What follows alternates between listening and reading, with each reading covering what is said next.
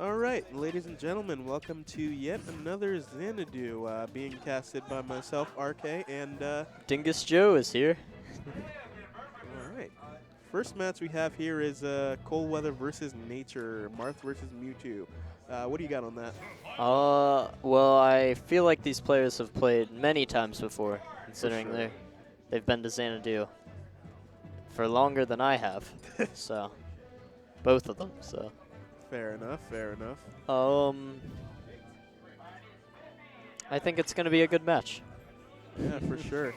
Interestingly enough, effort, and I don't know if you've heard the same, but just sort of around, I hear that one of Mewtwo's struggles is sword characters, even though he has some sword-like range himself. I could see that. So, I'm not entirely sure, because I can imagine that Shadow Ball would be an effective tool, any projectile really, in the Marth matchup, so that you can force him to shield at a range. Definitely. But, you know, we'll see. Yeah, I mean, both of these players have been improving a lot. I'm kind of surprised to see this as a round one match. Oh, yeah, that's a good point. It's probably, I mean, it is a smaller Xanadu. 42, you said? 42 yeah. people? Oh, yeah, So- and it is, they are in round two. They're both seated Oh, in round okay. two, so yeah, yep. All right, that's not too crazy, but yeah. Is this a button check, or are they just going ahead?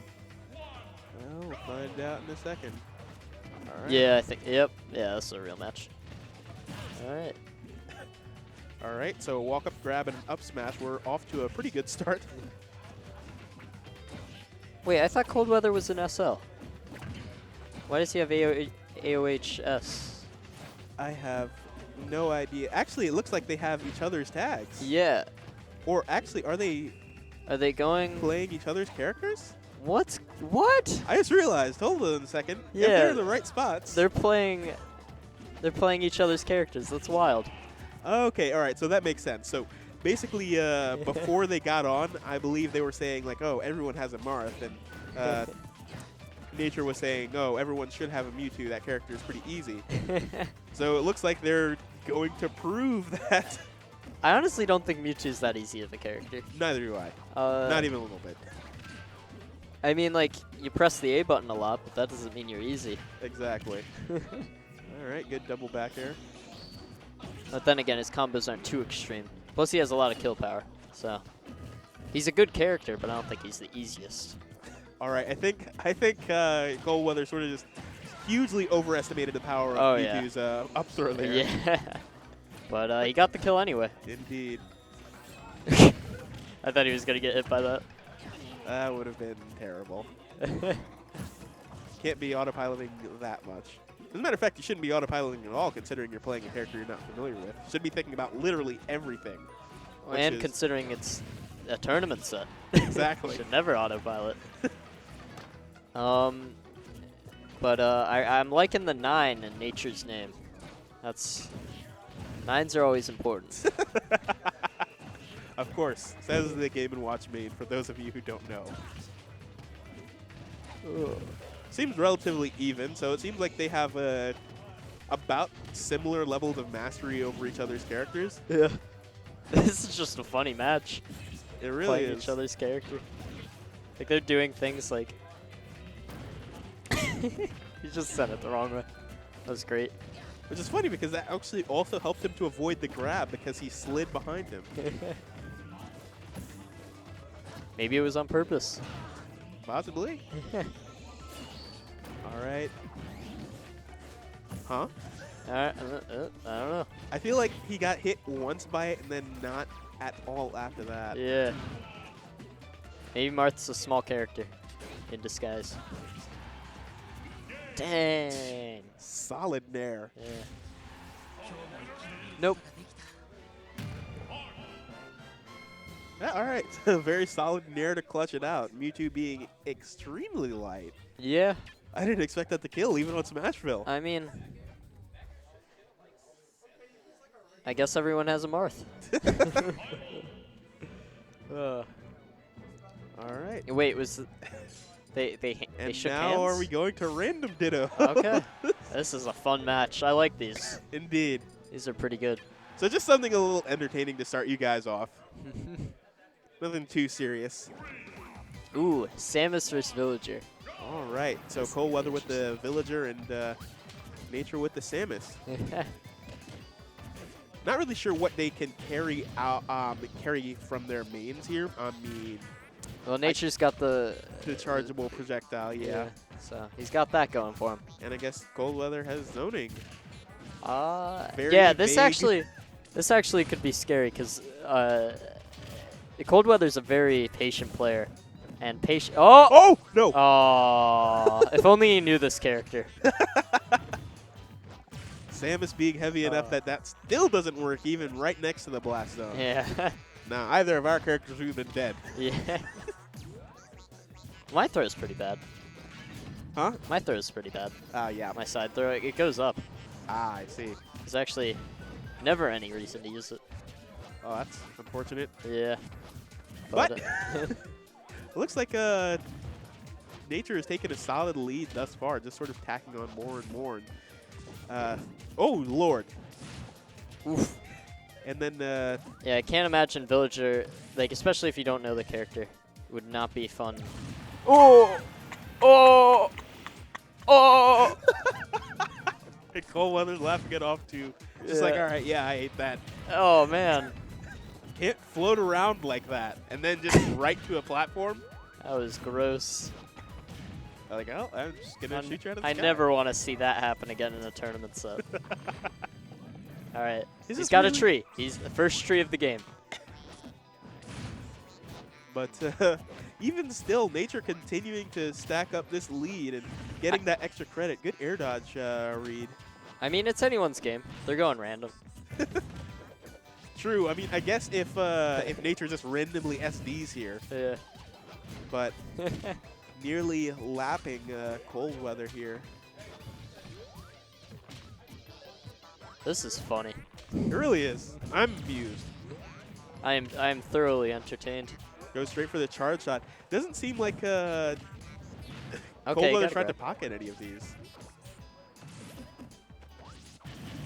Oof. All Yeah, right. Samus was my first main. Really? Yeah. She was my main in like melee. Oh. And so then why did you drop her? Oh! Game Watch is fun. He Fair did enough. it. He's taunting. That's nice. Praise the sun, ladies and gentlemen. I love Villager's taunts. I also considered maining Villager just because he's such a cool character. Yeah, that's fair. And then the rise of DLC would hurt you even more than it hurts Game & Watch, probably. Yeah. In fact, it probably helps Game & Watch. Oh, really? Yeah, because like his matchups aren't that bad against all the DLC. Fair enough. And since everyone's playing them, like it's better than everyone playing Sonic and Diddy. True. Or Fox. Or Fox. So yeah, it actually probably helped me in the end.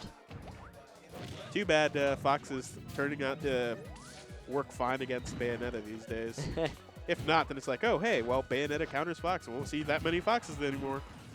And the F-tilt. The forward tilt taking it, that was great. You just completely kicked him in the jaw. It's so funny when characters like that, like tall characters against small characters, because like the tall character will do a tilt and it will just directly kick them in the face. Yep. Just looks so funny. All right, so that was a very amusing first set. Yeah, I like it. I want more. I want more sets like that. Yeah, I hope you guys enjoyed it as well. Oh God, no! Oh Oh. Lord! Well, good luck. Well, get ready to watch me get trashed by Rob, ladies and gentlemen. Nah, you got this.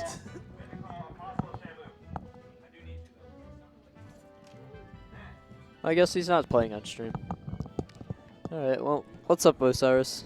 I'm chilling. This is I don't know, it's a chill Xanadu. It's like a lot of people I like are here, but it's just like not many people are here, so it's cool. Yeah. Yeah, it's nice. Yep. Kind of feels like a JTS. Actually, sort of. Yeah. Same type of environment, same faces. But we got Apostle, Xanadu, Dictator. There he Oh, is. something fell. Weird. Versus Shamu. I'm liking these shine hats. Yeah, Yeah. I like wanted to message my friends that were down there and just be like, yo, Yeah. would you get me one of those hats? I'll pay you when you get back. Yeah, I Nice. almost asked Sonny to get me one of those sweatshirts too. Yeah. They're nice. Yeah, see? Yep. Shine sounds like it was cool. Yeah. I wanted to go. I would have, but like I got a whole week off for SmashCon, and then to be like 2 weeks later, just like, oh hey, can I get off this weekend too? I just feel like that would be dumb. So I didn't do it. Yeah, I haven't been playing any Smash lately because Really? my hands hurt. Oh really? Yeah, I started stretching though. That's important. True. If you play every day, stretch. Don't play every day. I've been played since last week. I Yeah. kept like meaning to every day, but like I usually leave my Wii U in my car, Mm. and like I would just be in my bed and be like, I kind of want to play, but I don't want to go to my car, and so then I just didn't. But Yoshi, okay. Yoshi Not versus sure. Fox. Huh. Yep. So this matchup is actually interesting. I haven't really played it much, but Yeah. you know, Yoshi say that this is one of his better top tier matchups. Really? You know? He doesn't get comboed super hard, and he has a pretty decent time dealing with the 50-50s. Yeah, I guess so, because he's like kind of floaty. Yeah, but nonetheless, Fossil got a lot of damage coming on him off these typical vortexes of Fox. Shamu, a new Fox. I'm not sure if it's a main, but he does play him now. He used to play Marth more so. Hmm. Do I have to play now? They called me, but either way, percent's getting evened up a bit. I'm not gonna catch that egg roll. whatever Ooh, it's eating that forward smash. called. Yeah, that was just good anticipation of the dash attack. He's so mad. All right. So Raffle makes really funny facial expressions. yeah, what a guy. Ooh, he went for it. Yeah, and it's just like that. Like Yoshi, he just didn't look too worried about dealing with the Fox mix-up. Though, ooh, he would have caught him with the up air. Dang, we're getting to some high percents without dying. Yeah, okay, gets the egg light. Does he have any setup into this? All right, so He tried his best. yeah, buffered the forward air out. Alright. Yeah, and it's just like, this is kind of like a percent where like, now all those kind of like soft confirms that Fox has, like that, like, ooh, and he Ooh. sniped him through the stage. That was nice. Yeah, I like that. But yeah, like Yoshi, he's just, as long as he avoids a rock kill move, there's not really much of a setup, but you can't do that. Yeah, run up forward smash always works. Or up smash, my Yep. bad. Yeah, it's like a melee like tactic. Just like I need a stock, run up smash. Yeah. But like in this game, it has way more lag. It's not like, I'm not sure what it's like frame data on Shield is in melee, but it's like actually not even bad. You can just one frame shine out. All right, Ooh, I gotta leave soon. It's almost 8 o'clock. Oh, you're leaving? Yeah. Just like that? Okay. Yeah, I just came for friendlies and a little bit of commentary and Right. yeah. I wish I could play though, Yeah. but I'm gonna do everything I can to make my hands better. Yep.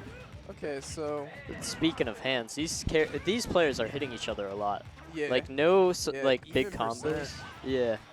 Like no big combos, but like yeah. they're just smacking each The other. other thing is, like, for a second, it looks like one player will start to kind of run away with the match, and then it's just completely brought back. Like, I think Shamu got, like, a good, like, 35% unanswered, and now it's just Apostle answered with, like, 60% of his own. Yeah. It's looking a lot like first stock right now. Mhm. Same Yeah. percentages. Oh, goes for the egg roll. Interesting option. All right, we're at max rage. Yeah, and this is where both characters can be really scary because, like, neither of them can really kill off the throw, so it's just going to be, like, a big, like, shield war. Yeah. But Shamu looks like he's gonna be throwing the fatal hits. Apostle wasn't ready to punish that up smash. Ooh.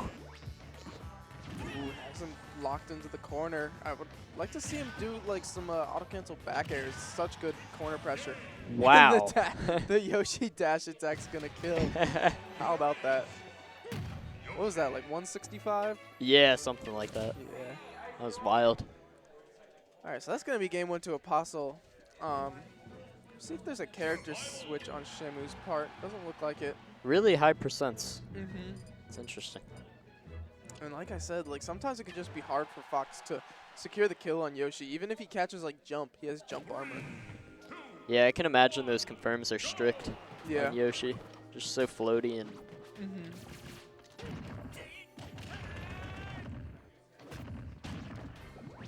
Yeah, like that. Gets the dash attack at low percent. Just, you know, he took like 25% for that.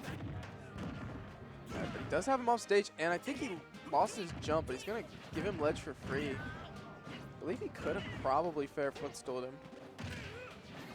this is an interesting pick because I feel like both characters like this stage. Yeah, I feel like Shamu is doing a lot of dash attack, and he hasn't really been utilizing the up tilt enough. He's had a lot of close range situations where, you know, it's just like a safe risk reward to go for. Yeah. All right, but once again, these stocks are just, you know, they're rising pretty evenly. It seems like Alright. ooh. They're both just swinging for that up smash. Yeah, they're both like just as aggressive. It is like these are pretty close stocks. Yeah, okay, gets him in the egg lay. Like I'm liking what I'm seeing from both players. Yeah. Ooh, that was bad DI. Looked like the Nair almost killed him. All right, but here we go. Ooh. That's where, you know, we haven't seen many Yeah, combos this set, but there's where like, ooh, that was nice. Like he kind of, you know, messed up, but like I like the idea. Yeah. Just like catch the tech, and 'cause that move can shield break. But right now, just running away with this with these Fox confirms, because they do so much. It's like a one-hit combo into up air does like 25%. Yeah. Ooh, Nair. Yeah. Right now, I'd like to see, with all this rage, before the stock is gone, see if he can just find like a down air, because that would combo into up smash, like at this nice little like 94, not too high, not too low percent. Not gonna work anymore. Yeah. Once again, we're seeing those really high percents. Yeah. I mean, but he's doing fine. I feel like Shamu's doing a lot of like weird options, like, well, not really weird, but he's just up smashing a lot, and it seems like Apostle's been playing a little too timid to ever do anything about it. When, you know, this stock probably should have been gone a long time ago. All right, let's see what he's got. Got him in the air. And yeah, nonetheless, you know. back air is This still not back air. gonna do it. Yeah, he didn't get the full hits, but the Nair is gonna do it. Finally. Well, he does have a lot of rage. He could bring this back. That is true. It's never over till it's over in this Ooh. game. Okay. I think that's what I like about Smash 4. Yeah. Yeah, you can never like count anyone out. Like, I don't think it's the most exciting to watch, but you never know who's gonna win. Yeah. Ooh, but gets everything. Ooh, okay. I like the trade. And right now, like I said, is that gonna Ooh. shield break? Oh my god. Yeah, and that's That just would've- like Yoshi's really scary with these platforms, because, you know, if you try to abuse that shield, he's got ways to crack it. He's gonna get his setup this time. I mean, this is almost even again. Yeah, Every right bit. here. I would try to get a little bit more percent if I was Apostle, and wait for Shamu to do like the up smashes he's been doing. Like I would, that's just what I would do. Try to steal one. Like here, I would just run away, not do anything unsafe, and wait for him to swing.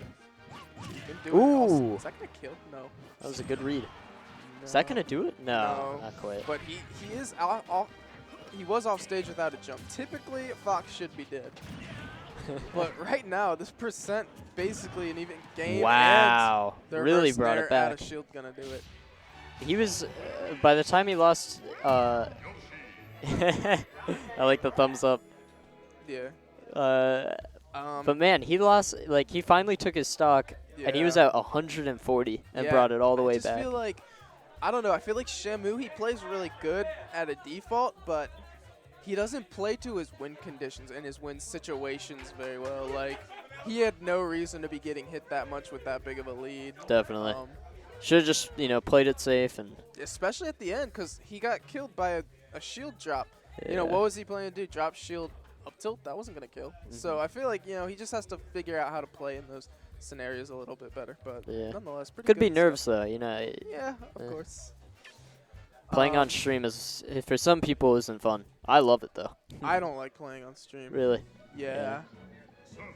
All right, well, I'm going to get going. All right. It's fun See you commentating. around. And he needs me. All right. All right, I guess we're getting new commentators. Yeah, we'll get some new people.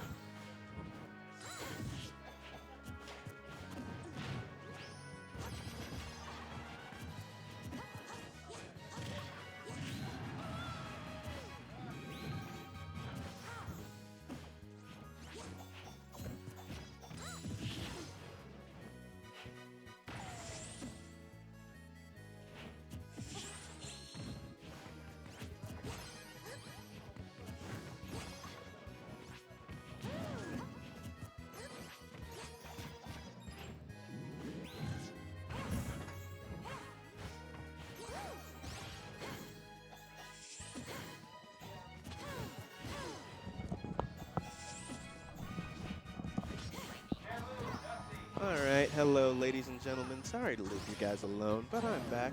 RK here. So, what we have here, Brat versus Dante, haven't been watching. Was getting beaten by a Rob. Oh, and Dante believes in himself, goes for the elevator at 66. Rosalina being an extremely light character, and Elevator with Rage being obscenely powerful. And joining me on the mic here will be my good man, Van. How's everybody doing tonight? So, game 2, Brat versus Dante. Oh, okay. Zelda versus Rosalina. Never seen this matchup played out, so I'm not sure what Zelda has to knock away Luma. Yeah, I imagine it's dash attack and some other things, but we'll have to see how this goes. I would. Oh, Up up tilt's pretty tilt. good at knocking him up. Yep, and Yeah. yep, dash attack is. Neutral B is probably also a pretty good tool to knock it away. Now, considering how few approaching tools Zelda has, like that's probably what the entirety of Dante's game plan is going to be as long as Luma's on the stage. It's just run in there, try and knock Luma away, like take your hits if you have to, but like main thing is getting Luma knocked away. And he succeeds there. I was going for the lightning kick, missed. Second time, but down tilt the wrong way that time, but then managed the forward tilt to compensate. All right. Brat waiting on the Smashville platform for Luma to come back. Then she takes advantage, gets stage position. Luma blocks Dante's attempted conversion. Could have gotten an air dodge read or something there, but an up air would have certainly led to death.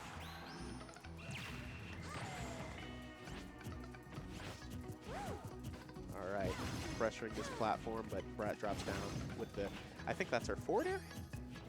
Yeah, she's doing a pretty good job of walling Dante out. Oh, Good stuff. that's pretty nice.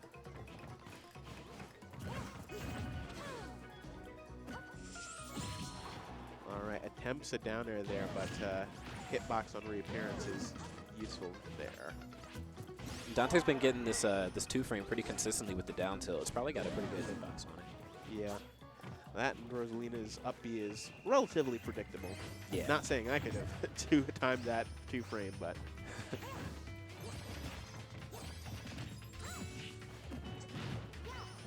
All right, that's not going to convert into anything there. Attempts to catch air dodge there, but doesn't. Second spot dodge gets caught. Oh, is this it? Mistimes the dare. All right. An interesting stall in the air there with Neutral, probably expecting Brat to go a little bit more.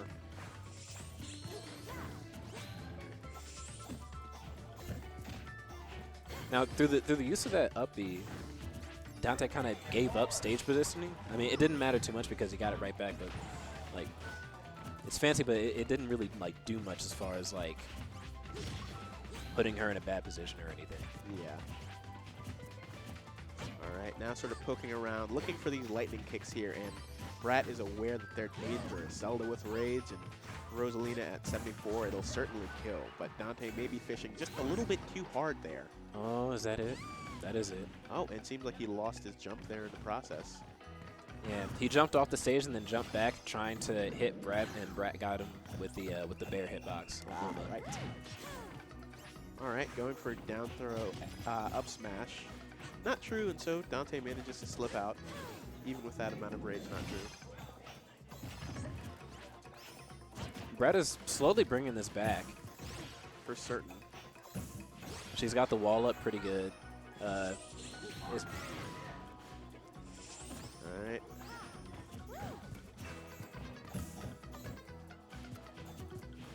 Alright. Oh, is that? Oh, And kill up off the top. Yep. Up air will take it solidly.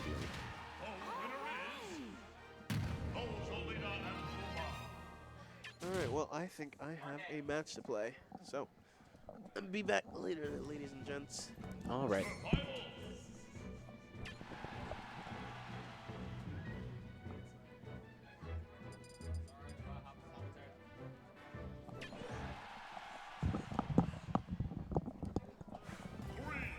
All right, so this is looking like a close game here.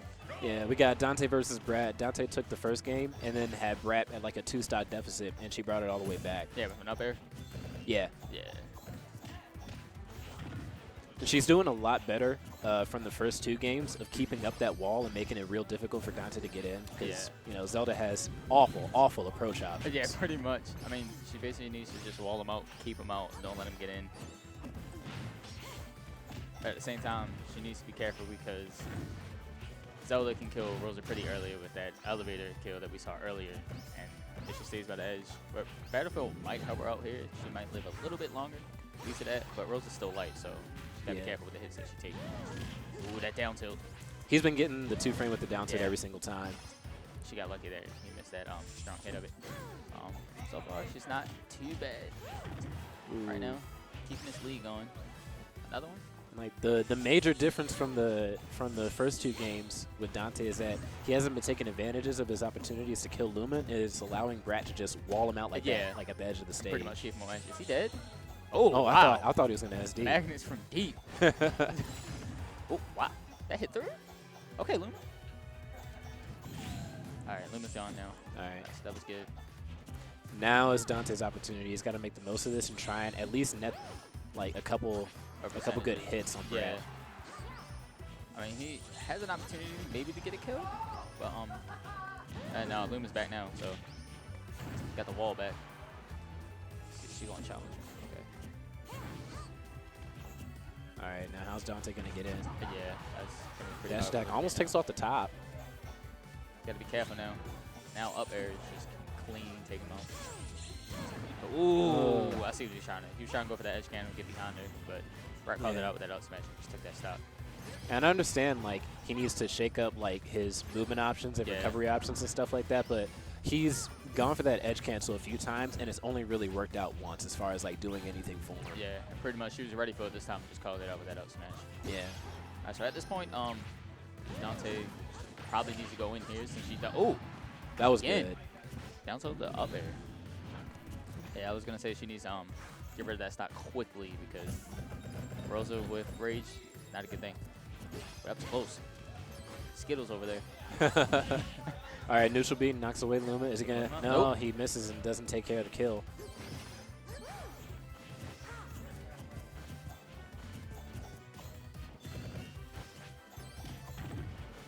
All right. Still just walling him out here. Star bits. Couple of jabs. Okay, get that attack. Ooh. Oh. All right, Dante really smart. Goes straight to the edge to try and recover instead of landing right on top of Luma. Okay. Doesn't Okay, fall there you into go. it. He's got rid of Luma Yeah. now, so. Alright, now's the point when he definitely needs to go and find a way to get in. I'm taking away. He's being really cautious because he doesn't want Brat to get the upper hand on any of these exchanges and recover Luma, but like it didn't make a difference. Luma just came back anyway. Yeah, Luma's just right back in there. Alright, so now it's at the point where Dante needs to be careful. Ooh! Ooh, tries Still to go living. for the kill Battlefield coming instead through. of going for Luma. Alright, at this point, it's even one of their games now.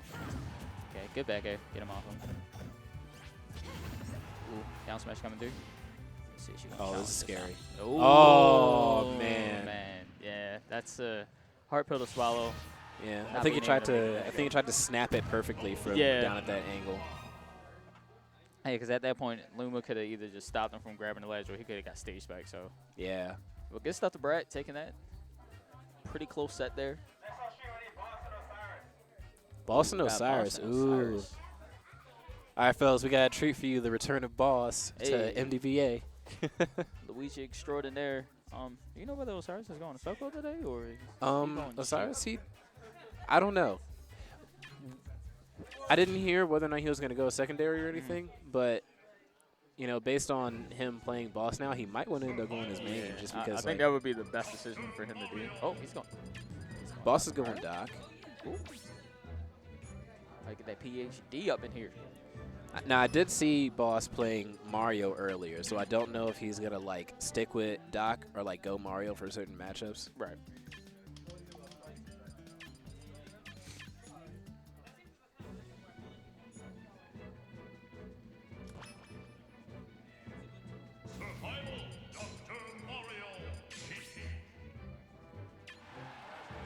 All right.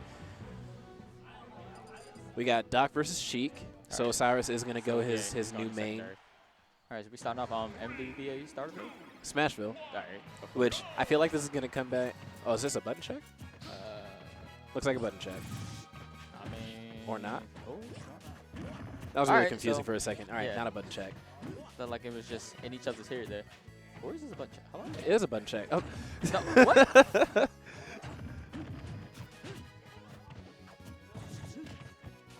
All right, they throwing hands. It's gotta be a button check. yeah, All right. that was so confusing for a second. I was like, they were just throwing moves out in neutral and it looked like a button check. Yeah. So far, I feel like Boss has the lead here with this dock. Ooh, That pivot grab grab. is clean. Ooh, the dunks. All right, Boss. And I'm guessing that's why he's going Doc. He wants those. He wants those Yeah, them easy strong kill hits. confirms. Yeah, Sheik's just like too light for this boy.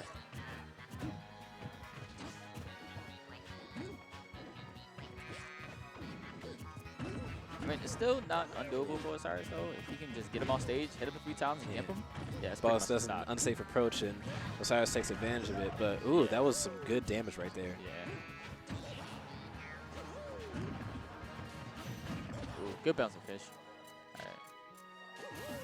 Yeah, at that point, I felt like he Tries should to go for the. try to went out there and try to test his recovery.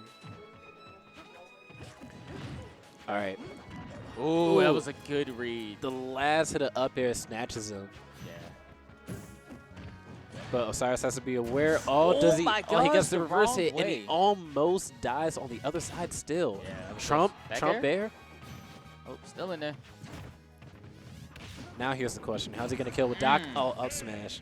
All right. Up smash has the weirdest angle that it sends you at. It's extremely hard to like DI it. Yeah, when it you're doesn't even. It immediately doesn't like send you straight behind. It sends you like behind and up and It, like. it at sends you weird behind angle. and up and at a really weird angle. So like you'll DI it thinking, oh, it's like Mario Luigi up smash, Right. and then you die because you DI'd it bad. Yeah, it's definitely like the weirdest angle I've seen on any type of like up smash. It looks like Osiris is gonna switch to Falco here. Gonna go his tried and true main. Yeah. And like he said that he wants to like stick with Sheik more often to like continue working on it, but Yeah. I feel like he's always gonna have that pressure to switch to Falco Yeah. just to get a win through. I mean, I don't see a problem with doing it, especially if you feel like you just got straight like outplayed and bodied the entire time. It might be time to just like switch cards and mix up the gameplay. Yeah. I mean, but so far, Boss coming through with this on 49% of Falco. Just as I say that, Osiris gets a few hits in there. Good down tilt in air. Ooh.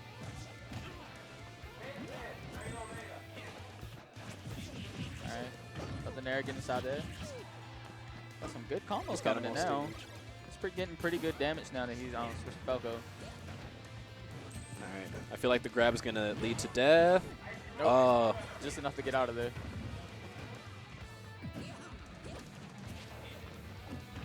Coming up another grab, back throw, get him off stage. Contestant. oh, that was Good. smart. That was good. Osiris, I think, was expecting Boss to go for the Trump again, so he buffered an option. He just ran back and did a back air. Yeah. Covered his leg, bro. Alright, so at this point, might need to rack up just a little bit more percent, and he could probably steal the stock with forward smash or something. Since Falco has more kill power than Sheik, by far. Oh, by far, yeah. But he just has to be careful not to catch so much percentage on this first stock of his. That was a good weight, just executed poorly there. Okay, good grab come through. Boss is doing a really good job of playing Dr. Mario in like a box. Like he's just moving within like the space of 2 or 3 feet, doing safe aerials and stuff like that. It's a clean combo he just got there. Oh my gosh. There's a Hail Mary forward smash from both sides. Neither of them hit. That air just tucking him out of that side B there. This is the grab. Okay, get him off stage.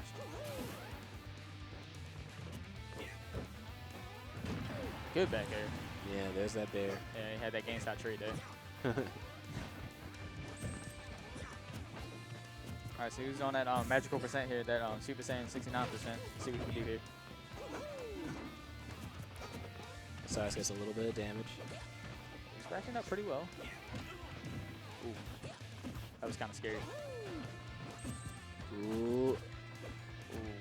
Messes up the execution right there. Oh, is this Yeah. death? No, Oh, he gets a didn't get solid a strong spot. hit.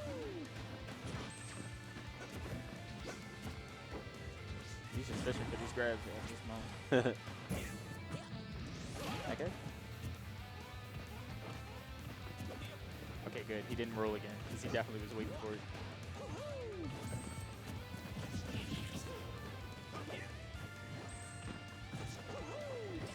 Alright, so like at this point, Osiris definitely needs to be playing a little bit more careful, I would say, because Mario can probably just like take him out now. That was a good wait. Good wait on the air dodge. Back Oh, throw. is that it? Yeah, that's Ooh. it. That's it. Strong back throw. Yeah. All right. Return of boss takes it 2-0 for Cyrus. Coming through with the dot. I'll be looking at the best Dr. Mario. I mean, it's a possibility. Oh, dang. I got a All right, man. Good luck.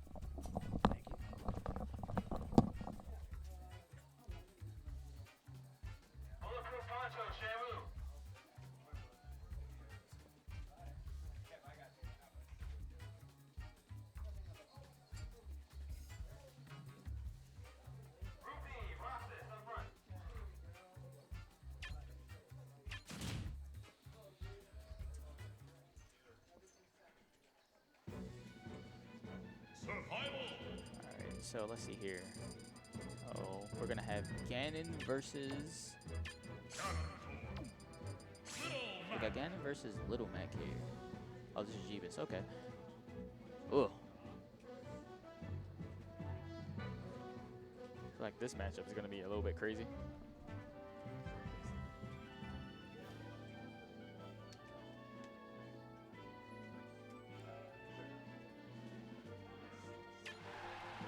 Alright, so let's see.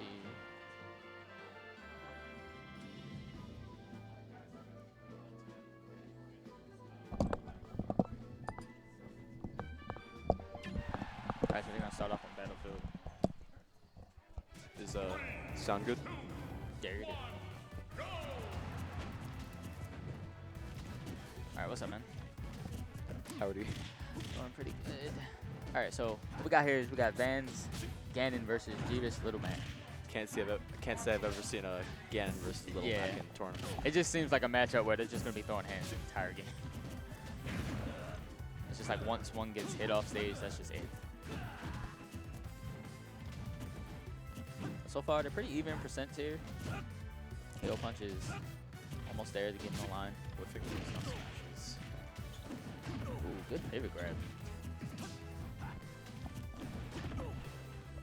Is that good? Alright. Okay. Here's that down B. Ooh, duffed him. Ooh. Whiffs the KO That was punch. so close.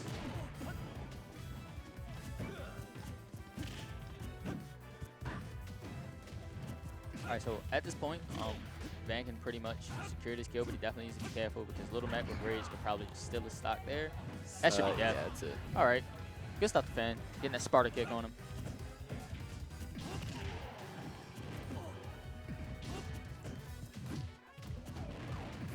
Ooh. Yeah, it's not gonna kill. Thank you, Battlefield. Keeping him alive. Good stuff. Getting that shield out. Not getting hit by that confirm. Ooh. This, Ooh. that was clean. nice. That was clean.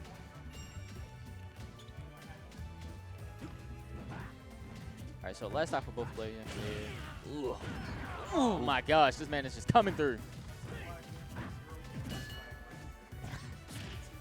Boy got dubbed, and he got stomped on. Just a few Ganon hits.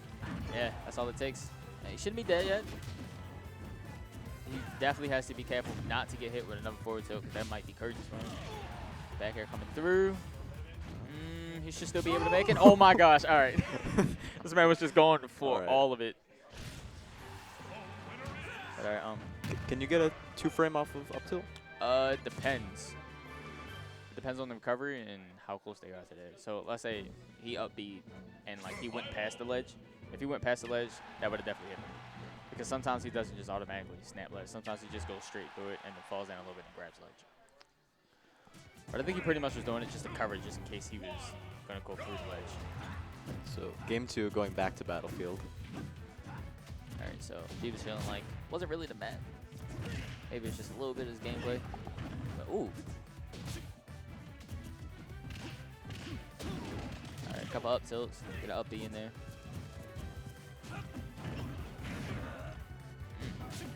Down throw, down B. Okay, grab, following him off on the platform. Ooh. He's coming through with these combos. Alright, Lil Mac is approaching KO punch now. Alright, KO punch online. Alright. Ooh, that was dangerous. We could have just let it rip. Good back air though, taking him on a KO punch and getting him off the stage. Alright, reverse hit of Nair, taking him out. Alright. Good stuff with Van. Ugh.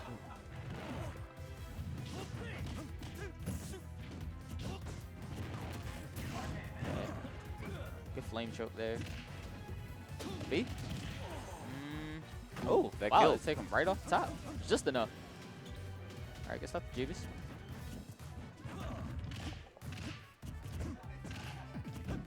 Ooh.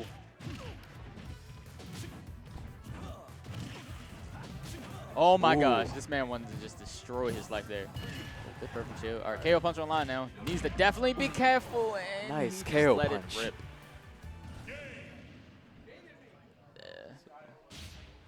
Pretty much, if he probably would have missed that, it probably would have been game. He probably would have just forward tilted him off the stage and just followed him out there again. Probably went for an air. But good stuff to Jeeves, clutching it out with that down tilt, the KO punch. So, are we going back to Battlefield or I mean, no? oh, Lilac? That. Okay.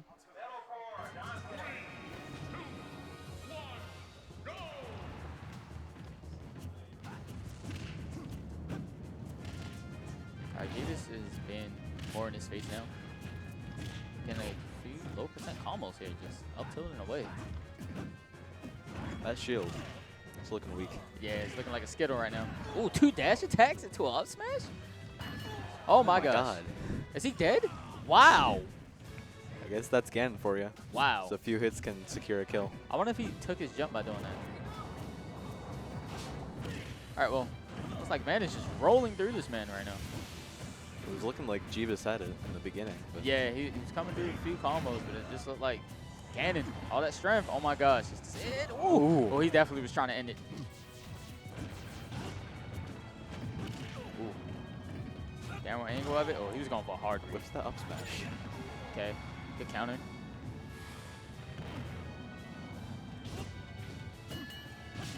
Ooh. You know he's definitely going to try to hold on to the KO punch in the next stop. Grab up B. Ooh, side B. Barely probably going to make it back. Magnet hand strong on that boy. Down tilt, getting him out of KO punch. Man, at this point, he can just ride away with this. Fan with almost a stock lead. Yeah, pretty much about to lap him. He was going deep for it.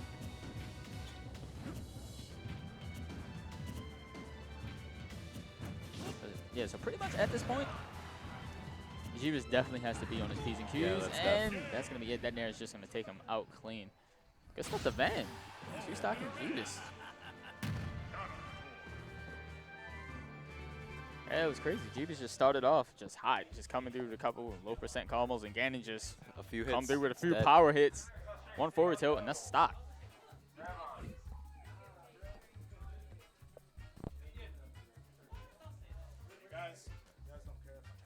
No, okay. You can take mine. No problem.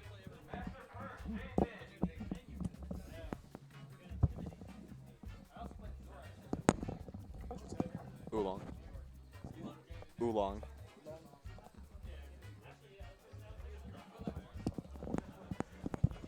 What is going on, everybody? What's up, Oolong? Not much. And boss. What's up, man? Just, whew, it's been a minute since I was here, man. Can't say I've seen you at Xanadu in a while. Yeah, man, I haven't been here in some months, but feels good to be back, man. See a lot of new faces, see a lot of familiar faces. Still use the Luigi? Because I saw you using Doc and Mario. I use Luigi still, but I've been leaning towards, you know, more of Dr. Mario and regular Mario. Just because, you know, I'm taking Pink Fresh's advice, finally, after like all these years. But either way, we're going to get into this match. We got Gravon versus Seagull. Gravon actually no stranger to Seagull. Seagull no stranger to Gravon. These two, you know, both Maryland residents, play a lot, so I assume they know each other's style. Gravon, he's kind of an explosive player. Like, he's kind of like Mayweather versus McGregor. You're going to see him kind of like rope-a-dope himself. Then he's going to get that big burst after like, you know, 4 to 5 rounds. Get that big burst, you know, get some combos in. Potentially a kill or a game. Meanwhile, Seagull. Is Seagull going Bayonetta? Yeah, Seagull being one of the most, you know, defensive, like, players in this region. But you guys know how it goes. Why don't I switch off Doc versus Sonic? Just trying to have some fun. Who's your main? Fox. Nice. Smart option. He's Fox and Peach. Peach, smart option too. She's really underrated, man. Sleeper character. I just use Peach in every Smash game. Fox in every Smash game too. Fair enough. All right, here we go. We got Gravon versus Seagull Joe on FD. Seagull Joe doing the patent of Seagull Joe, you know. Just trying to feel his opponent out with some spin dashes, see the timings. And right now, just like nice I said, combos from Gravon. All right, man. I know how I said rounds 5 and 6, but he's kind of getting right into it. Like I said, man, explosive player. Easy 60% right off the back. Seagull Joe might, if he loses this, I feel like he's going to go Diddy after this. But I don't know if he's going to lose this. We're right. We're just in the start. He's only 30% down. Neutral out of shield. It's a rare option. What are your what's your opinion on this matchup? Do you think, you know, Sonic gets the better of Falcon or vice versa? Do you think Sonic takes advantage of Falcon in the air more than Falcon takes advantage of Sonic? I don't know much about either character, so I feel like really. they can both cover each other's landing options pretty well. But I would give the slight edge to Falcon just because of the killing power. That's just my whole thing about it. Sonic can patient it out and he can gimp Falcon. Oh, no, here we go. Okay, does not get that. We're sitting at even percents right now. Falcon has a slight edge due to the fact that it's going to be easier for him to find the KO option, but Seagull falling through with that drop zone forward air. That's it. Yeah, man, it's going to be the stock. Falcon recovery, not one of the best. Probably one of the worst. You can easily just punish it. It's funny because even if he up-Bs you, you could just tech the stage and then, like, punish him. Like, tech jump forward air or something like that. Falcon's never had the best recovery Oh, in never. a Smash game. He, like, gives you a hug. He hugs you before you kill him. He's like, thanks for killing me, buddy. Just do it for me, bro. So it was looking like Gravon had a good lead in the beginning, but Seagull almost to stock up. Yeah, man, and that's that Mayweather effect coming in. Seagull being real defensive. He's not going to pull out all his tricks until, you know, Gravon's already pulled out his. And as you can see, he ran out. Seagull's still going with the energy. Okay, nice grab. Does not get the Get the back air.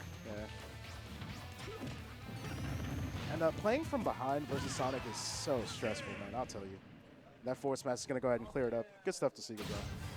Taking game 1 versus Gravon. Mario Mass with some knowledge. Thank you, bro.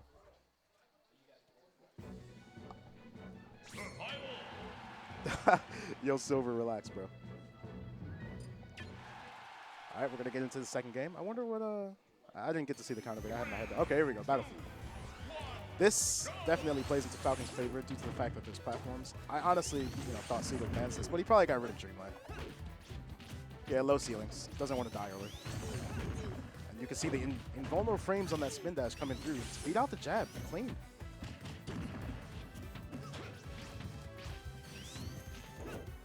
Okay, forward air.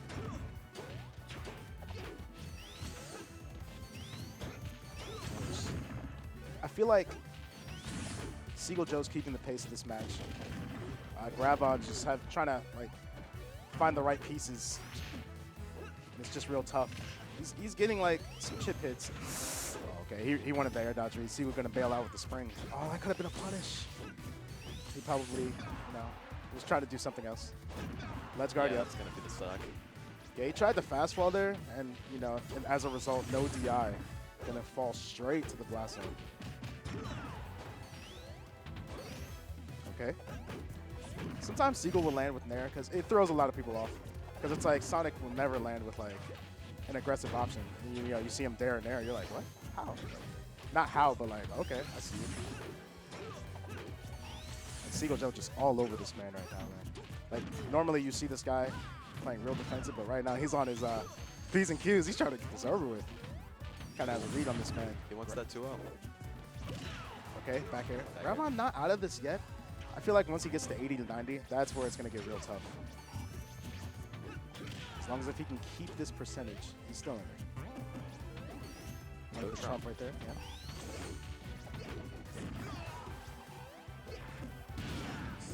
I like the reverse option because had Seagull seen him do the reverse option, he would have just waited on stage and punished. All right, we're around 80 right now. This is perfect rage percentage for Falcon. Nice spin dash cancel right there to grab. Throws everyone off. Revon Here we go. getting some momentum right here. Getting some low percent confidence. Okay, okay. Ooh. There we go. Nice, nice. Revon really is explosive. Oh, definitely, bro. Getting these short bursts of combos. Ooh, right now he has clawed his way back into this, man. Oh, no Trump right there. It's almost even. No! Oh, okay. I honestly thought that was it. Okay, Spring not gonna get hit. Back roll grab. Nice bait on there with the roll. Is he gonna get this ledge guard? No, he's not. Ooh, this is so. It's gonna come down to.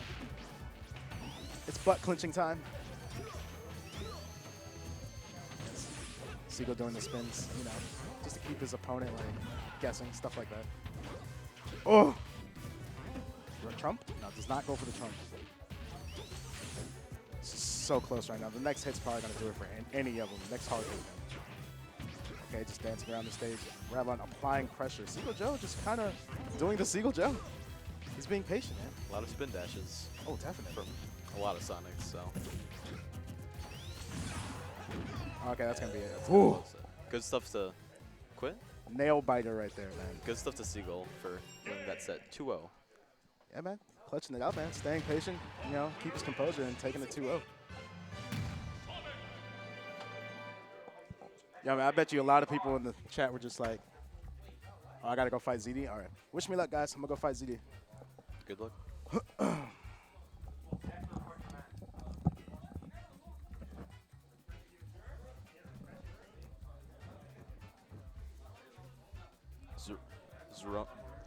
Zerono is saying I use Ice Climbers in Smash 4, and this other guy is saying I use Falco in 64.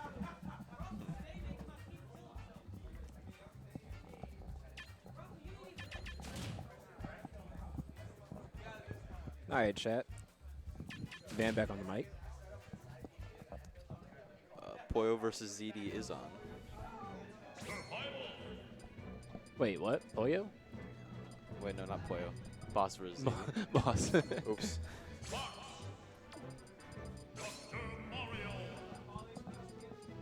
What's going on, man?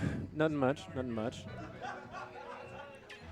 All right, Doc Fox. I don't really see this matchup. I don't see Doc much in tournament, so. Well, there's not really many Docs anywhere. Most of them have like gotten rid of Dr. Mario for like Mario. But Boss used to be a resident Luigi main, and coming back, he said that he wanted to play Doc, so he's using him now. Ooh, locks with the neutral air. And ZD's gotten a bunch of percent. I imagine that the major issue that Boss is going to have is just dealing with how quickly that ZD can just break his zone.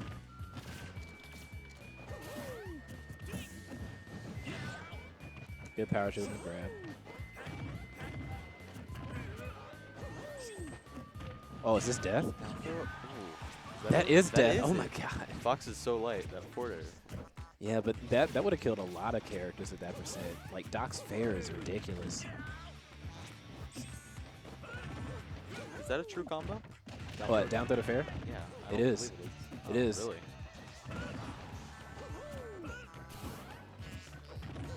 Oh, that's also a true combo. Nader up smash, patented Fox kill confirmed.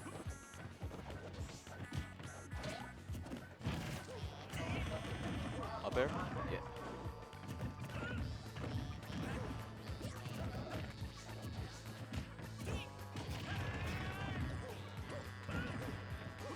All right. Say, ooh. Nice. That was smart. Good forward dash. Forward dash. Forward smash.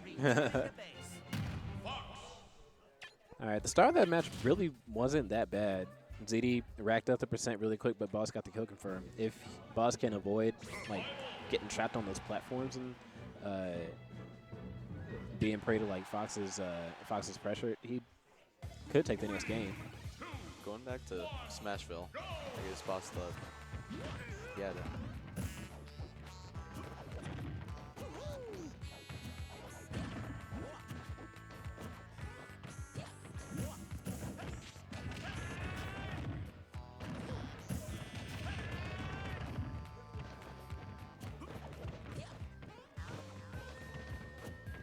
ZD doing a lot of empty fucks. Empty hops. Catches the neutral get up.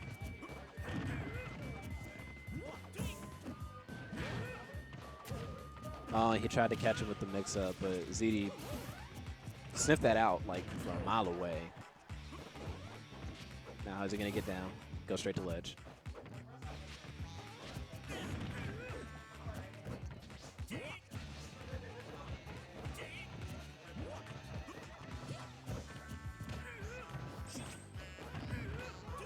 All right. Oh, is this it? Forward air? Oh, Air not dodge. quite.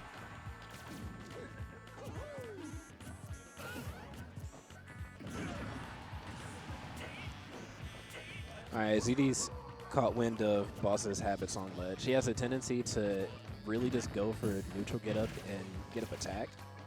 So I feel like there, Boss mixes it up by going for the roll onto ledge. Gets the sour hit of Fair, so it doesn't kill. But just one good hit should be able to take the stock from ZD, seeing as how he's playing a super light character. Fox is very light and Dr. Mara is very powerful. Oh, there we go, the down Nice. smash. Even stocks. Smart, he just went for ledge.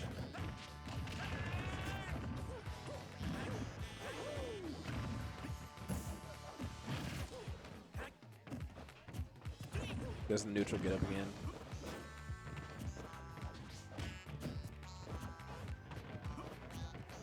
Alright. Boss has to be careful right now because he might end up dying to a stray hit. Ooh, that was brave right there. Ooh. It's not going to do it. Yeah, but next hit should kill. Roll on ledge? Ah, yeah. Good stuff to ZD. Getting 2-0. Winning 2-0. He saw that mix-up coming. Ah, okay. All right, now we got Dexter and Chrome Kingfisher, a new MDVA resident. He's formerly from Pittsburgh. I think he was #1 on their PR there until very recently. He's a DK main. If I remember, Devi is Robin main. Who? Devi Star? Wait. No, no, no. Oh. He said Dexter. Oh. I need to. Alright, Dexter. I'm trying to think. I've heard of Dexter before. I'm trying to think who he means. He plays mostly sorties. He said that he's going to go mainly Marcina and Roy today, but he does also have a Corrin.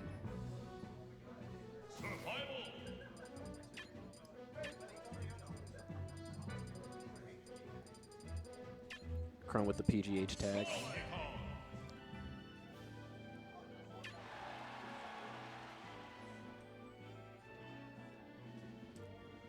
Who is #1 PR in this? #1 PR in what? I don't know. Someone commented who's #1 PR in this.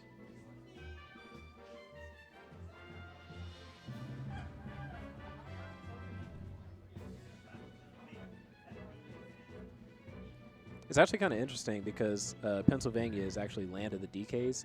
So on the eastern side of Pennsylvania, you got Vex Kazrani, who's #1 on their PR, and he plays DK. And then the western side is Chrome, and he plays DK. So it's just like anywhere you go, you're going to get the monkey.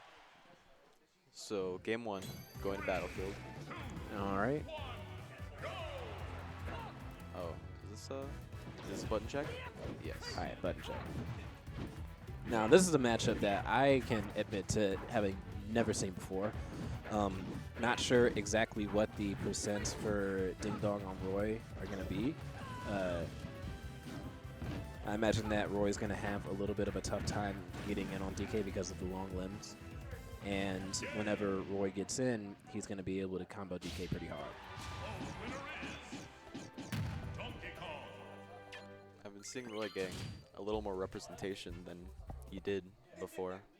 Like, Yeah, apparently some top player went on to Twitter, I think it was Mr. R, but I'm not sure, and said that Roy had potential to be like top 25 or something like that. Which, I mean, I don't know if I would give it to Roy, but who knows? He has potential. I remember a while ago, Zero said he would go and play Roy in tournament, and still hasn't. All right, game one. Chrome gets that early grab. Up smash.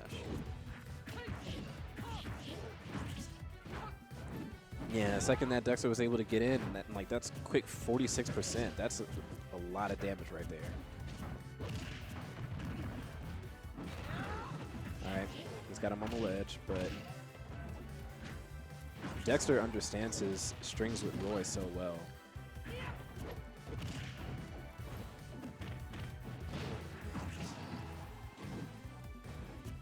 All right, now how's DK going to get off the ledge? Oh, clips him with the up B. That actually is going to help him so much because usually DK is going to have that issue getting off of ledge. Oh, I think it's Ding Dong %.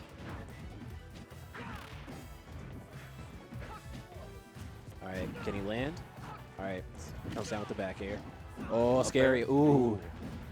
Just That misses aggressive up air. option almost got Dexter killed right there. Oh, Nice touch Trump. trump to back air.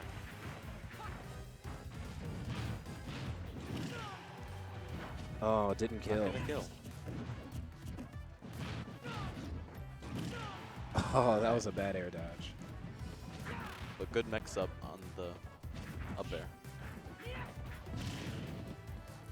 All right, uses the up B to back Roy off of him. All right, I think that might only work at 0 from against Roy, so. Ooh, that was a lot of damage. I don't usually see DK mains using down B much in tournament. Oh, he went to go for the giant punch. That might have killed Dexter if that went through. Oh, scary moment. Oh man, Nice read by Dexter. I could tell that Chrome was like fighting the air dodge, but he panicked like at the very last second, and Dexter had the belief in the read to stand there and wait for the air dodge to come through.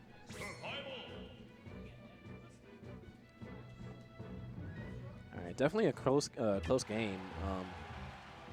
It would not be out of the question for Chrome to take this next game if he cleans up a couple of his bad errors. Game 2 going into Lilat.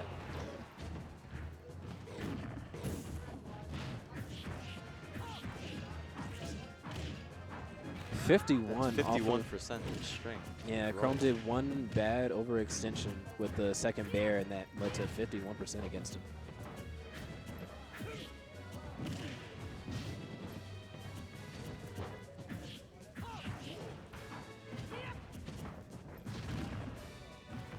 Nice down B. Oh, that was really nice. What was that? He got the instant ledge get up on the. Oh, Does it again? yo, he's pulling out the tech. Oh my god. I don't think I've ever seen that before. That I mean, it's cool. That definitely helps DK get back. What? Does it again? Oh my god.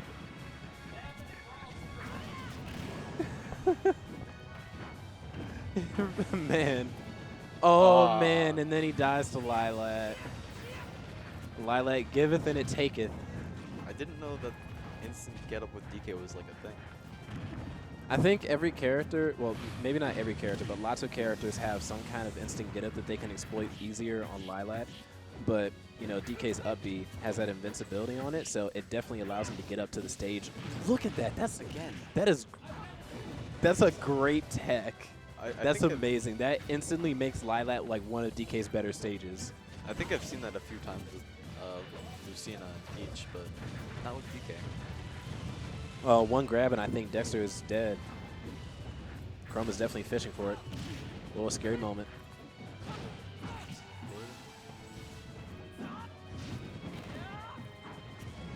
Oh, is that it? Oh, No. Still gets the up there, though.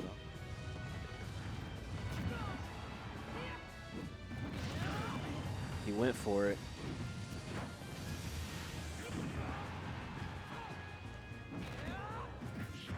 Oh, he went for the down smash to catch him. Oh, is that? Oh, he misses the grab.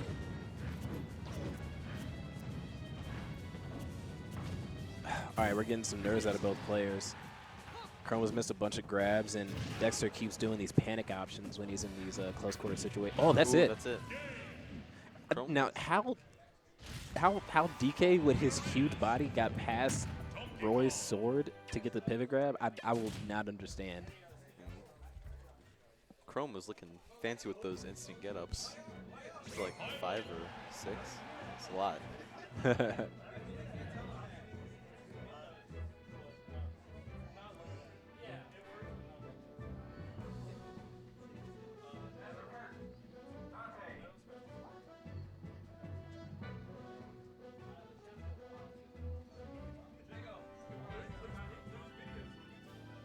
Dang, that's the highlight of my night right there. I have never seen that tech before.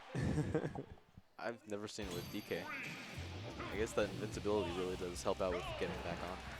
All right, going to FD, slightly larger stage, and it's gonna make it harder for DK to land, I think. Dexter's Yeah. punishing these get-up options. Well, DK really doesn't have many options that he can do on the ledge. Like, he can get up and like up B, but that's telegraphed, and eventually he's gonna catch wind of it. Like, if DK can get off of the ledge, he can get a serious amount of damage, but until then, oh, is that it? Runs up and smash. Nope, not dead yet. All right, it's gonna be really important for Chrome to pick the right option right here. Dexter just really taking advantage of DK not being able to get back on stage. Oh man, and the bear kills. Yeah, this is definitely the best option for Dexter. Just keep it simple. Oh my! jab Oh my block. God!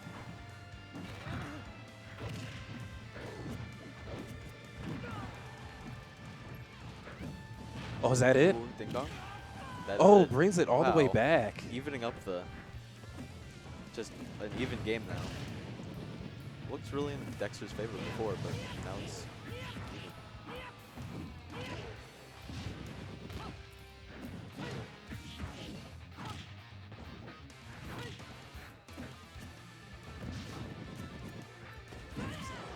Oh, is that it? That is That's it. it. Yeah. Good stuff to Dexter. Yeah, that was good stuff. Good stage pick by Dexter. Chrome's downfall was definitely not being able to getting off the edge against him. And now I got to go on stream. Playing on stream?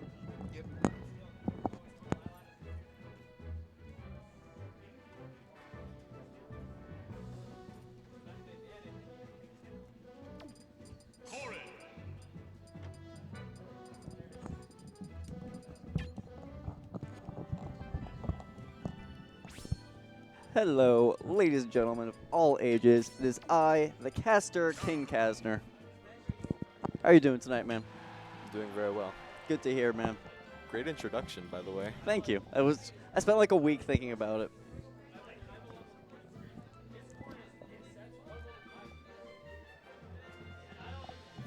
So, Pink Fresh. Pink Fresh's Corrin against the man himself, Vanendorf. I don't see Ganondorf in tournament really ever, so this is going to be interesting. Van, a Virginia resident Ganondorf. You see him a lot at the Cave and occasionally at Fantastic, so making the trip up to Xanadu, we'll see what he can do against Pink Fresh's brand new character, Corrin. Starting off with some decent combos on the King of Evil himself. But if just a few hits with Ganondorf will even up the set, maybe, because very powerful. Especially with Van, you know, he really likes to, I don't want to say overcommit every time he gets a hit, but he really tries to maximize each hit he gets. He doesn't settle for just one up air or one dash attack. He's always trying to get as much damage off as possible. Already he has Taking the lead. exactly, yeah. Corn is at kill percent, and that forward tilt is Nice. going to be doing it. Ganondorf only at 69%, looking very strong in this game one.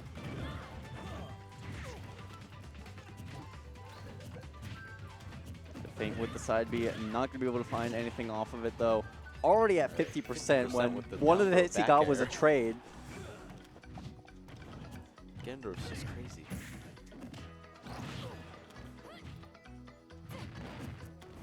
Back to sending him off, but no ledge guard coming in from Pinkfresh, opting to stay in the neutral, gets him with the pin, but not going to be able to kill heavy ass Ganondorf.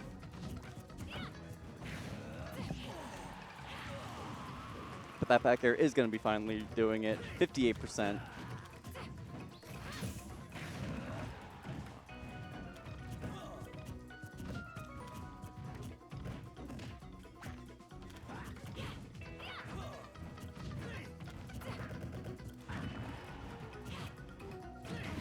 Ooh, dipping down with the Nair, but isn't going to be able to beat the Rising Dragon there. Van really goes for it a lot. Like, Definitely. He's not afraid to ledge guard with Ganondorf, even with his lackluster recovery. like earlier, I saw him try and, I guess, get a 2-frame off down air. Yeah, he goes for that a lot, too. Even when you land it on the stage, still extend the spike hitbox out.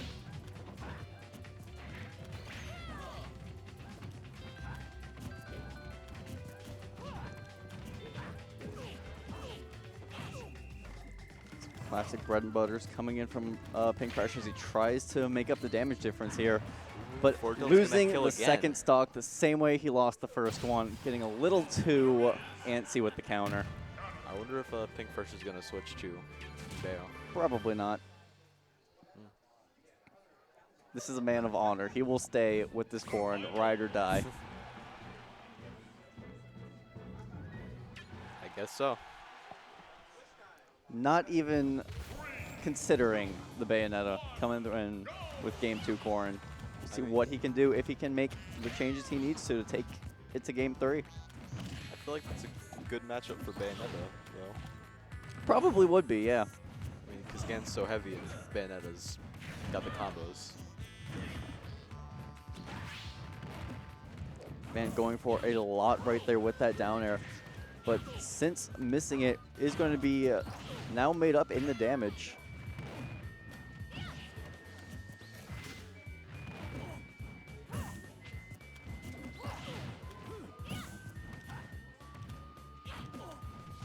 And picking his approaches very carefully, but isn't going to be able to neutral get up through that pin. And So Pinkfresh looking better than he did in Game 1.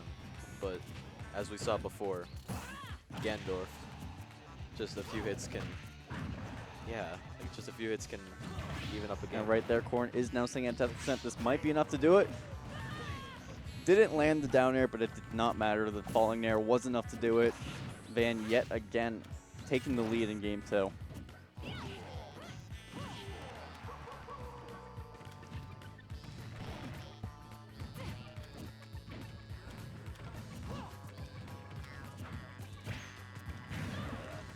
Really nice shielding coming in from Van as he tries to get some damage off on Corrin. He has to be very careful. He is at a very dangerous percent to be at because of that down tilt up air confirm. Great stuff from Pinkfresh. Looking good, only at 27%. Wow,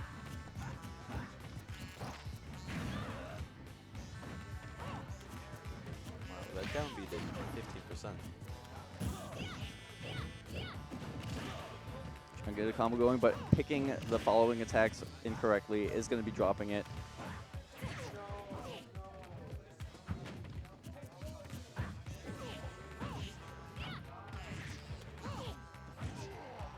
Some excellent strings coming in afterwards. Pinkfresh now with a slight lead here, but really doesn't mean too much when Ganondorf can just hit like a truck and make up the damage. He is out of a jump here. He's going to have to be careful. The That's falling it. Nair is going to be enough Yeah, to do it, ooh. and landing the spike the second time around.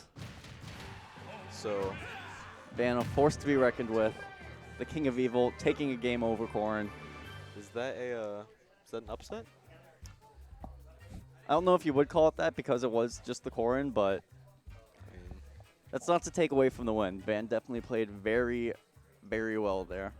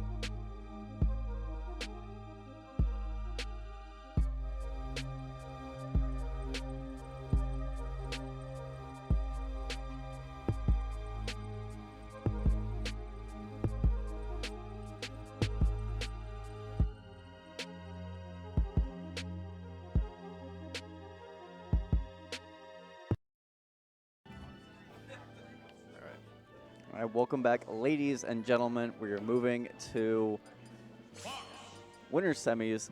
Dexter against ZD. so ZD was- faking the world out with the Mega Man pick, going back to his Fox. I was excited, man. I heard Rob like earlier.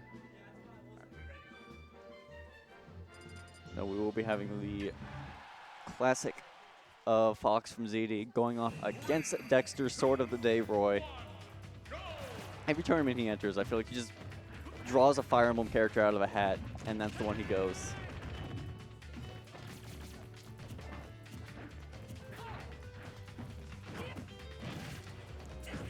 This could be a decent matchup for Roy, though.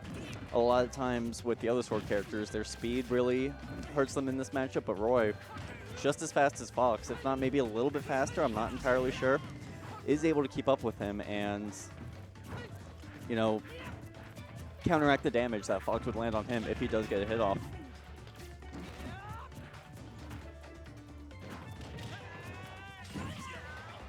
Forward smash. Nice forward smash.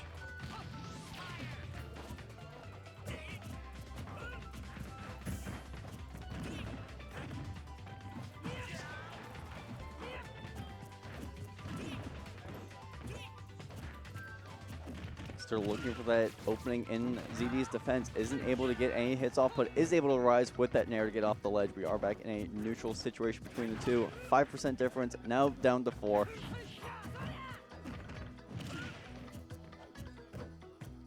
Almost got that regrab. Almost got that soft nair too, which would have led into the up smash, which I'm sure ZD was looking for. But is going to land the up smash on Dexter's landing. 102% for the Maryland Fox. Shine selling. Up there. That's what I do as Fox. I just forward. It's what every Fox Fair- does fair when up air. they get the full forward air. It's the bread and butter for a reason. Or back air in French way. But that was a. That was a really good pivot grab to lead into the forward air for Dexter.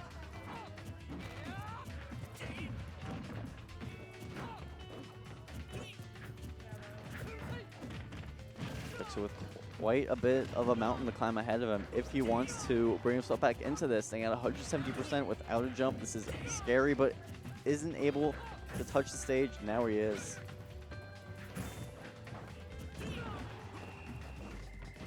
CD still untouched on his second stock.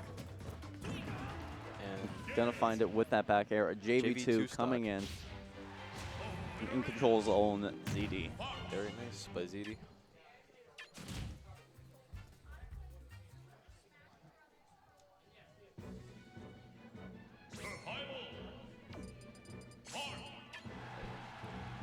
More Fire Emblem characters, of We'll course. see if the other end of the spectrum can help him out here, switching to the Marth. If the hilts won't do it, maybe the tips will. So we're going back to Smashville.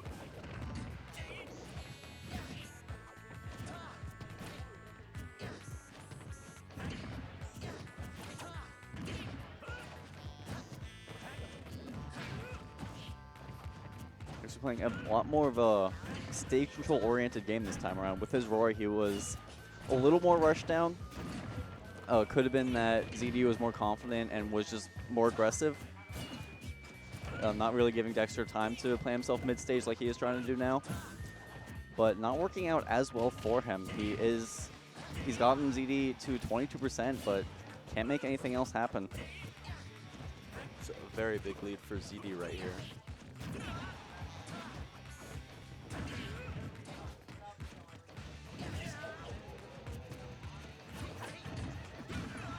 Right, that Nair to up smash will Classic. confirm kill. ZD really good at landing that, catching whiff punishes with it mostly.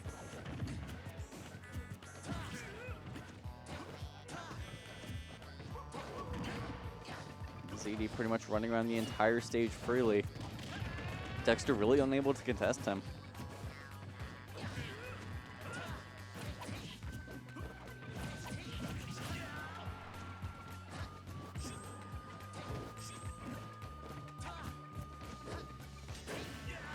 And able to F land it smash. that time, caught ZD this time around being too greedy with the Nair.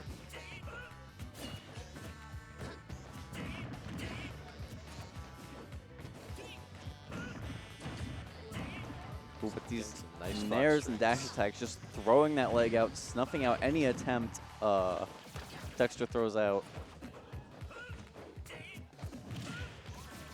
Forward throw.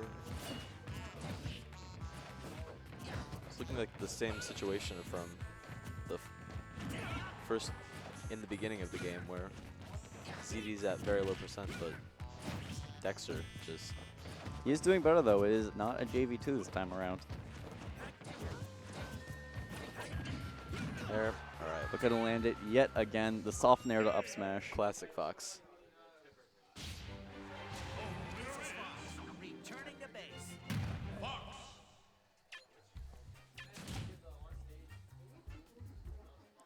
Well earned win by ZD. We will be right back. We'll be taking a short ad break in between these matches, so stay tuned and do not go anywhere.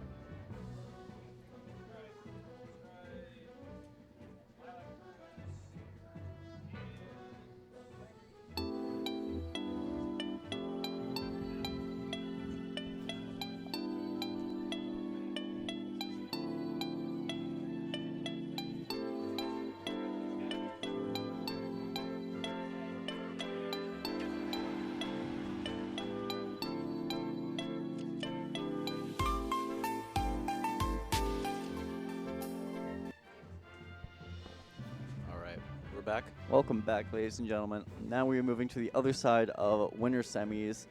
Van going off against Seagull Joe. So this This is also the first high tier that Van has played so far, depending on where you stand with Corrin. So see what he can do. The solo Ganondorf making it this far into the Xanadu bracket. you really don't see Ganondorf really ever getting far. But a few good hits is gonna land Van 48%. And Van's so good at finding those few hits. Since that initial string, though, hasn't been able to get any solid hits off that shield. Looking a little tiny. He's going to have to be careful. That's He also is going to have to figure out a way back to the stage while Seagull That's the Joe stuff. just that, yeah, carrying that's him off and getting him with the ledge guard. It's so easy to get Ganon. It's so easy.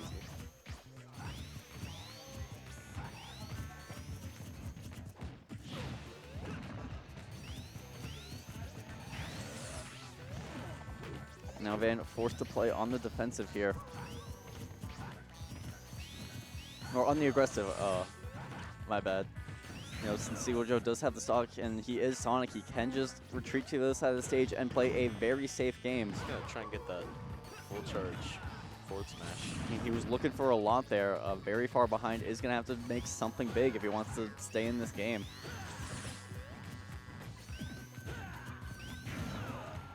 Catching him with a button that wasn't shield there. Doing some damage, but he's really going to have to be figuring out how he's going to get this stock.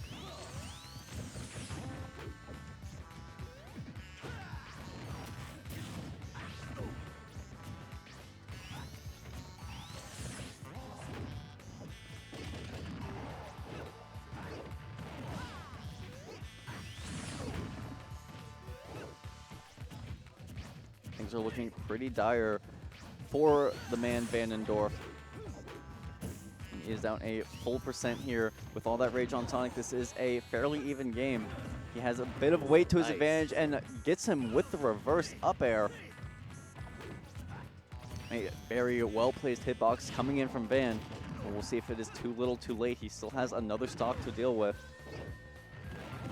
Holding onto his jump, very good there, Van. Able to make it back to the stage and catches him with was good. the For Glory Ganondorf Classic.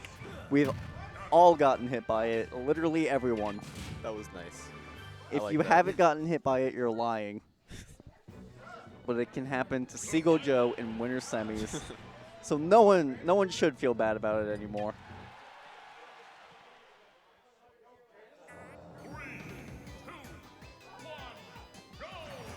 Now we are at a game 2. Van with the clutchest of comebacks, the single hit to win game 1. See if we can make that same magic happen here.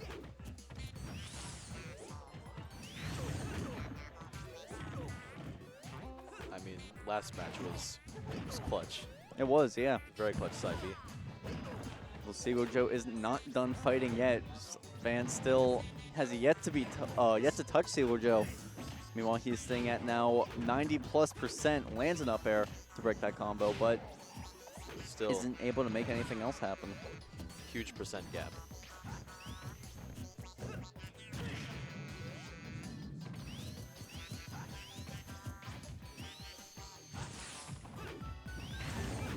He's going to make himself a very elusive target with that spin dash and is able to convert it into an up air string to take him off the top.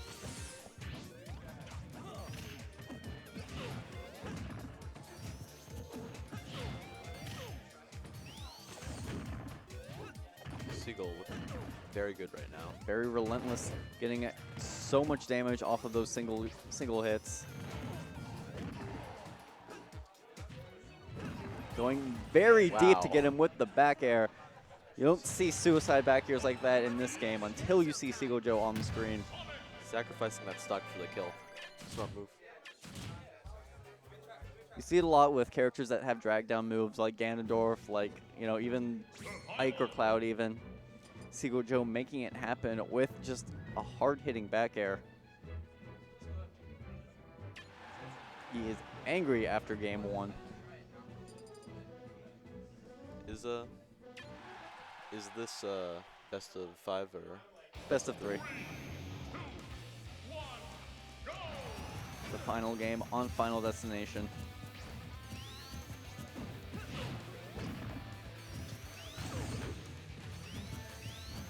Winner of this will be facing off against ZD in Winners Finals. Loser still has a chance to make it happen in his top 8 losers run. Seagull. Oh, Oh, and a missed recovery there coming in from Van, and a very sad SD. That's unfortunate.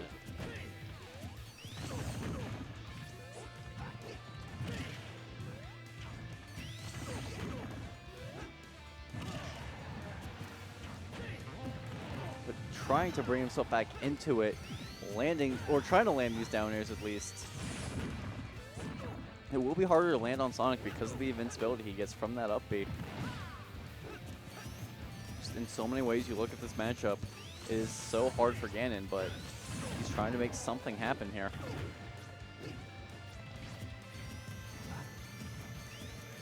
Seagull doing his classic Sonic thing, just camping with spin dash.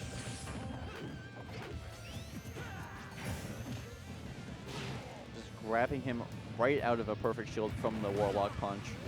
Or kick, rather.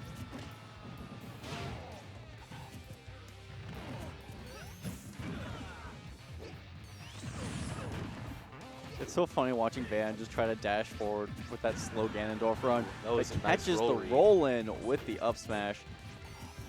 He goes for just smash attacks quite a lot. Especially the up smash, just because it's so safe. There's very little reason he can't just be throwing it out, you know, creating that space where he's safe.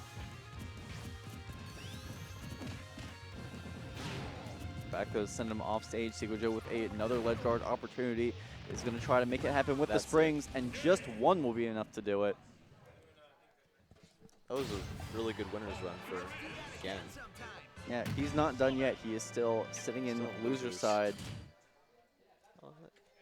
Is there a bracket? Yes, if you go to...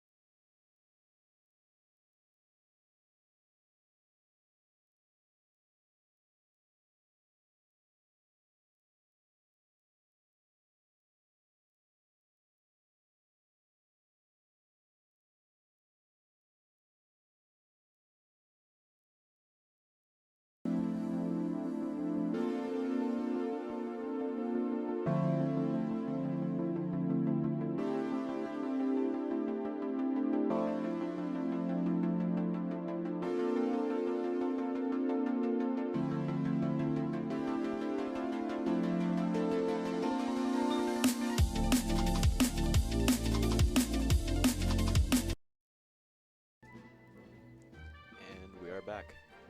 Hey, we're back. Cool. Ladies and gentlemen, Boss I am versus proudly able to present this next match. The man many of you remember have been begging for his return. It has finally happened. HA Boss going against Chrome Kingfish, the Donkey Kong with some tricks last time we saw him. But however, he is going against the former best player of the region, Boss, who has been going Dr. Mario, to my knowledge, all bracket until now. We do see a higher tier coming in from him with the Mario pick. I did see I saw him playing Mario a bit earlier. So maybe it was just the winner's side who's going Dr. Mario, but is not done fighting, pulling out the Mario for Kingfish here.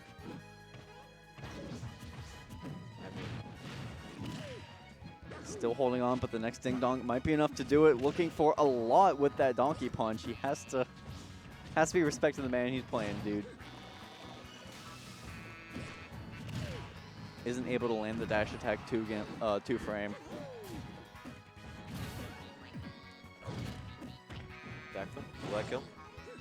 Ooh, it is going to be enough. A little surprising considering the weight of Donkey Kong, but Boss able to make it happen. But I'm going to immediately be losing the stock to the up tilt. We are back in an even game here, one stock apiece.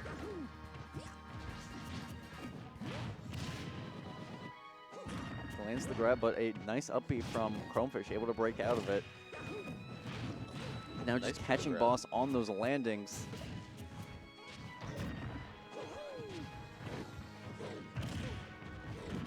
Kingfish doing a very good job of just taking control of the stage, but is now 0 for 2 when it comes to the donkey punches.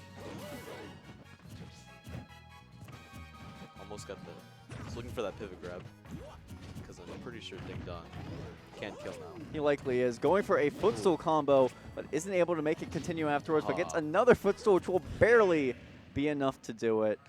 Shaking his head a little bit after that one, but as we say in the good old Smash community, we take those.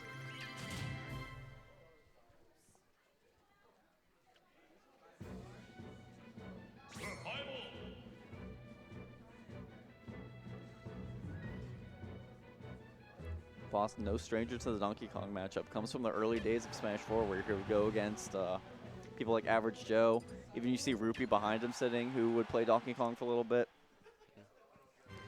So Boss very confident behind his Mario pick. Moving to Lylat. We'll see if Kingfish can make a stand and put himself on the board. That up B, it's gotten him out of a few of Boss's combos. And yet again, finding so much off of it, punishing Boss for getting those hits.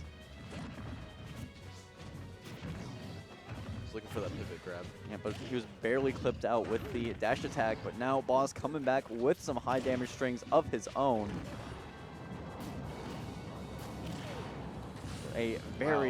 Some very good movement there coming in from Kingfish, slipping right underneath that fireball and punishing him with the up air.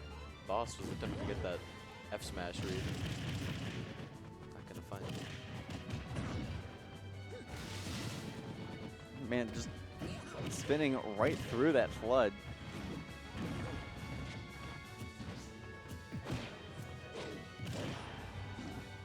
Kingfish looking so strong right now, has so much rage, got Mario up to 82% now, but is going to be dash attacking right into the up smash. Boss not done yet. When you still have a stock, you still have a chance. It's the air dodge read, but was not high enough to get the kill. I don't really know what Kingfish was looking for there with the down B.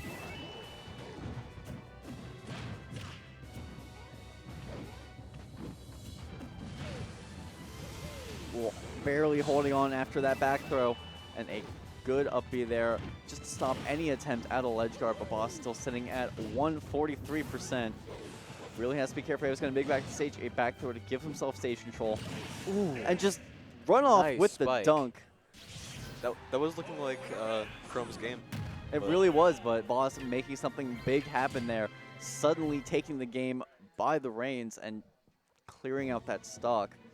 This man was the best for a very good reason, and he is back in full swing, coming for the #1 spot yet again. And we have Pink Fresh versus Dexter coming up. Everyone's favorite, a battle of the Fire Emblem characters. We have a sword clanking battle on our hands. When I was looking at bracket, I noticed that Pink Fresh was going by. Yeah, Corink it's not actually Pink Fresh. I apologize everyone. We were mispronouncing his tag. It is actually Corink Fresh. You know, he's commonly mixed up with Pink Fresh a lot. Him and their cousin Link Fresh. They're also in that family tree. All sponsored by VGBC.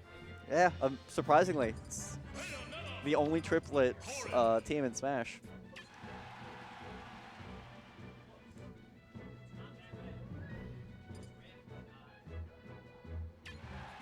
Alright, so here we go, straight into the losers' fifths.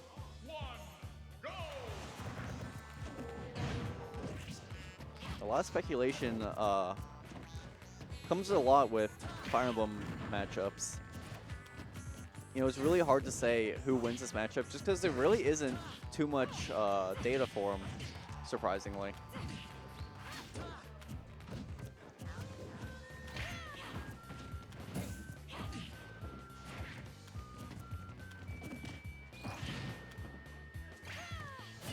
Fresh off to a pretty strong start here, getting some strings in.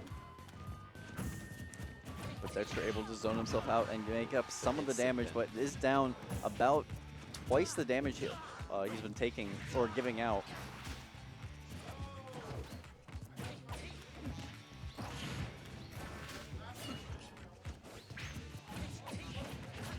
Ooh, going for the auto spacing into the tipper side B there, but isn't able to make it Ooh. happen and recovering too low. Falling a bit too far there. It's easy to just get flustered on your way back down to the stage, especially against someone like Corrin, who just is so terrifying to land against.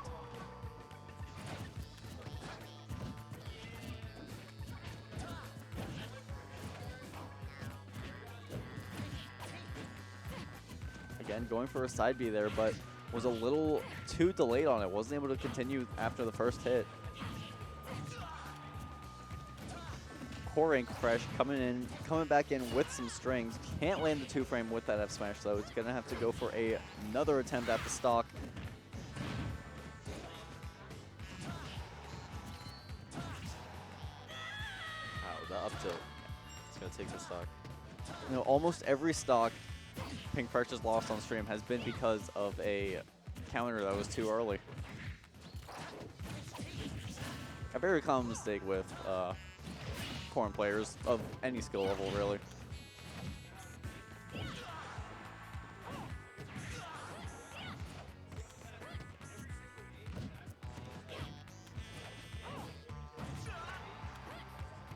Very nice aerial spacing coming in from Pink Fresh. Make yourself a very scary target to land against.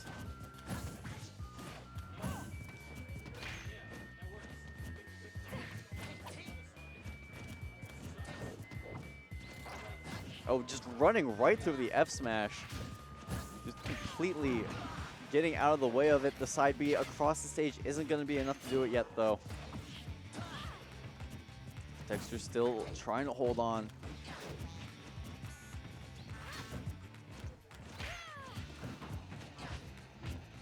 Isn't able to punish the instant pin there. Dexter with a lot of rage can bring this game back with a single tipper.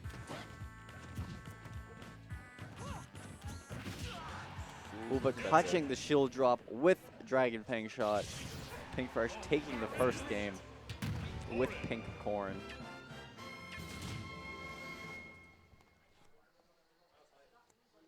Corrin's another character that's been getting a lot of representation recently. Yeah. Like you're seeing MK Leo pulling out Corrin, Ryuga's doing okay. And now we have Corrin Fresh.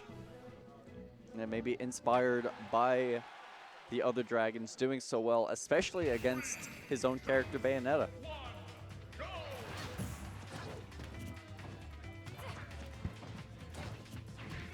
Both players sticking with the same characters, moving forward into game 2. Going back to Smashville.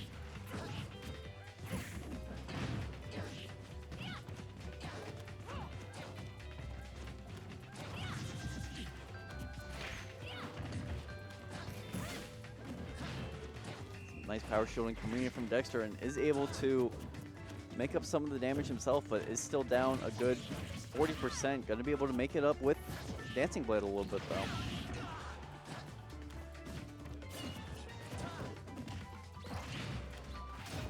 They're coming in, but no Not gonna get tipper. Maybe because of the platform there, maybe because of some slight misspacing, and maybe both of them.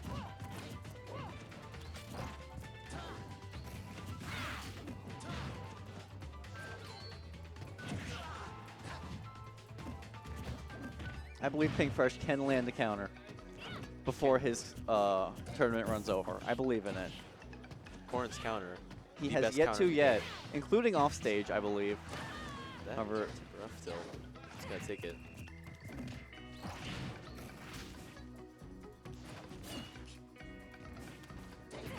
They're just standing menacingly on stage, covering Dexter's recovery options.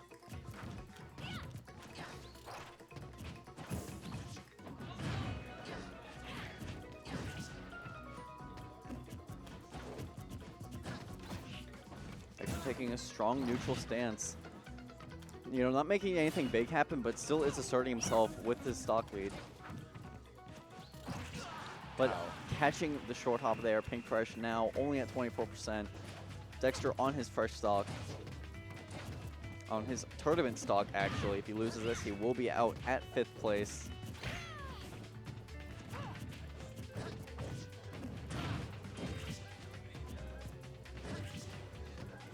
Dexter getting some nice tipper up airs. It's going to do a lot of damage. And now with the side B, looking so strong so far.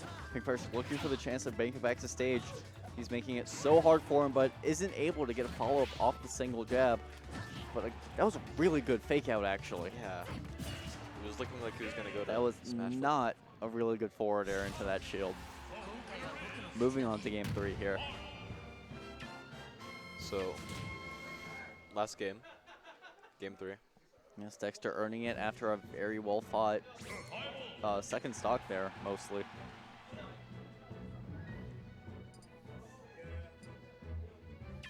Alright. So, we're going Town City Game 3. Same characters.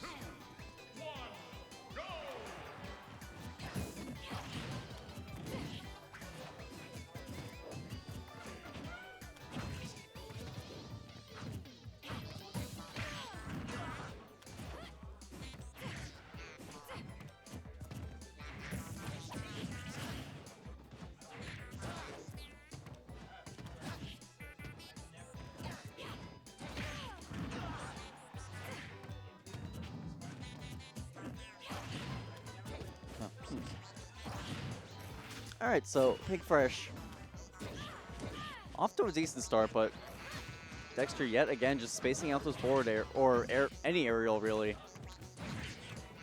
Very consistently landing those tippers to make up the damage. And with the help of those side Bs on the ground, is able to even up the ties here.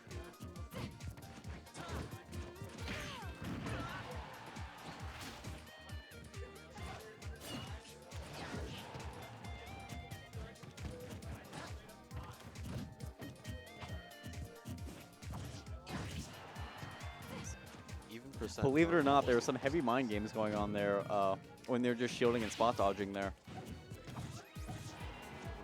Both players having tremendous respect for each other. Oh, Pink Fresh. Pink Fresh is just SD. barely short of the ledge there with that down air. And this is his last tournament stock. Pink Fresh will be out. However, Wow. Dexter now on that same boat on his final stock isn't able to get a single hit before losing his own stock. The pink corn is not done yet. He is still fighting, still with a small lead, which has pretty much been the case the entire set. But now, Dexter. It's almost even percent. He has caught him without the jump, gets the counter, putting Nice himself in counter. a very good situation here. Another counter, but not gonna hit. was not deep enough. Is able to snap right through him to the ledge. Pink Fresh with another chance at life here. Let's see what he does with it. Isn't able to get anything more than a grab off of it though, but any damage is good damage right now. It's a very close match.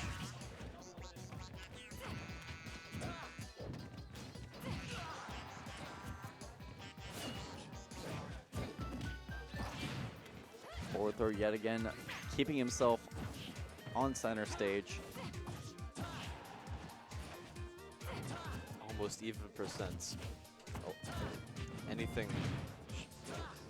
No. So, most of Marth's tippers. Wow. Wow! That's not still death. holding on. I was almost certain that was I'm super surprised he was able to DI it that well. Dexter. I feel like literally anyone watching at home right now would have lost their stock there. Dexter getting a second chance at life. Is that it? But that is isn't it. going to be able to do much with it. You flick up the up throw, going to be taking it. It's Pink Fresh, Corrin, looking pretty nice today. Dexter's moving on to, I believe, losers finals. Loser semis. Oh. And next up we have Van versus Next up. Boss, I believe. Yes. the only person in this venue Boss is afraid to play right now. We see now Hogpen's own Van, that's right, Van being picked up by a local esports team. Great stuff to him. Very, very good to hear. Yeah, I said it. Like, there's no other person, there's no other Ganon that he is more afraid to lose to. Besides Vanon. Good stuff, man.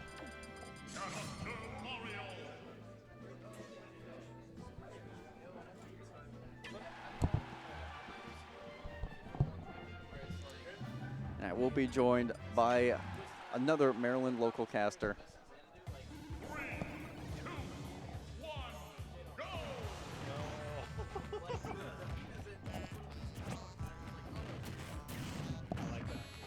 I like that a lot.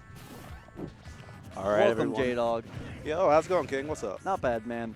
Now, we're not going random here tonight, but we might as well be. Because we're I seeing just saw the Ganon characters and on Dr. screen. Mario Yeah. in losers' quarters. I mean, low-key, Doc has always, Boss has always had the best Doc in MDVA just because of stuff like that. That string was really nice. Putting on doesn't matter how much percent, because it doesn't matter when you get kicked in the face like that. Oh my God. He is a little too reliant on that cave. Everyone knows it is a bit inferior to Mario's. But I Looking mean, for another ledge guard there, I'm pretty sure, with that deep go, but yeah, and also if he connected that side B right there, he would have been sent down the depths. And with the stock lead, there's no reason not to go for it in situations like that. But oh my God, was that move always that strong? it was. You have not missed anything. That down throw forward air has always been a monstrous kill setup that Boss loves to go for. That's disgusting. He flew off the top. It wasn't even a chance that he was going to survive that. Like, Wow. even big old fat Ganondorf had no chance of living through that forward air. That's how strong this character really can be, as long as he keeps his feet on the ground. Yeah, and that seems to be the hard part. But Boss is known for having a strong neutral, so I'm sure like that's where he feels the most comfortable. Right. Just really vying for these hits and trying to make these hard reads on his opponent, just like he was fishing for right there with that down throw. And Van tries to return the favor to him with that big forward smash, always on deck.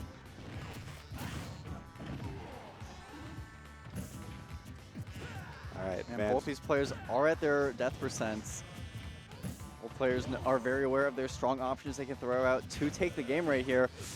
Barely missing the up smash and isn't able to land the second one either. Yeah, I mean, that option is still going to be on deck, though. He just needs to get off this ledge position.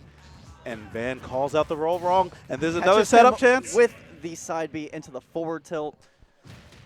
Van up a game on Boss right now. Yeah, very close game one. And there's still best 2 out of 3 if I read the bracket right, because this Yes, should be it is. losers Quarters. Yes, losers quarters. And this is Boss's first Xanadu back in a minute, is it not? It is indeed. I honestly don't remember last time he came up to Xanadu. Yeah, me neither. I'm thinking hard about it. But like he's still, kind of feeding in VA a bit. And did you drive him here? Were you I right did. here? Okay. That was me. Yeah. So I brought him and Rupee with me. Oh, so Rupee's here too? I brought the Virginia Caravan. Oh man, the two homies. I gotta catch up with Rupee later. But Right now, Van's the one who has to catch up in this percent. Has yet to touch Boss on this game 2 start. That trade, though, is going to be working out in his favor as he is able to make up the damage somewhat with those hard-hitting Ganondorf specials. Yeah, and Boss is just looking so comfortable with his Dr. Mario right now. The down throw forward air, he opts not to go for it. It might not have been true. But Van bets it all.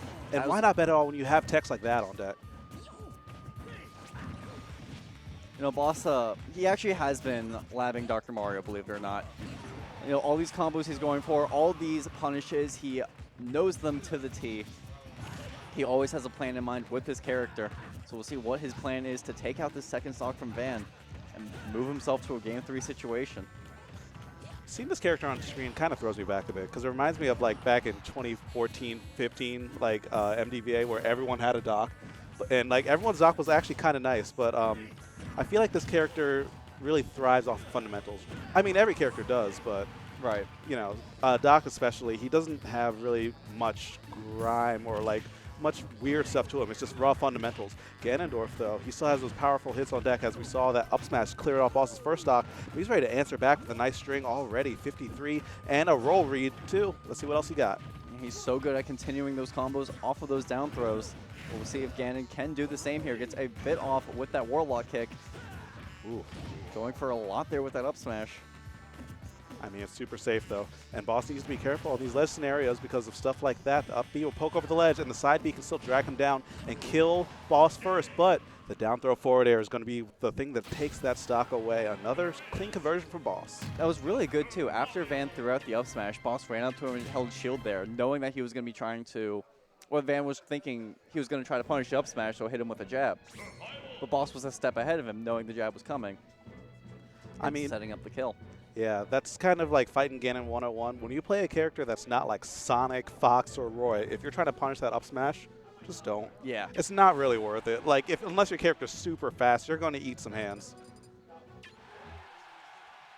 All right, and looks like the final pick is on deck. Dreamland is going to be the stage for game number 3.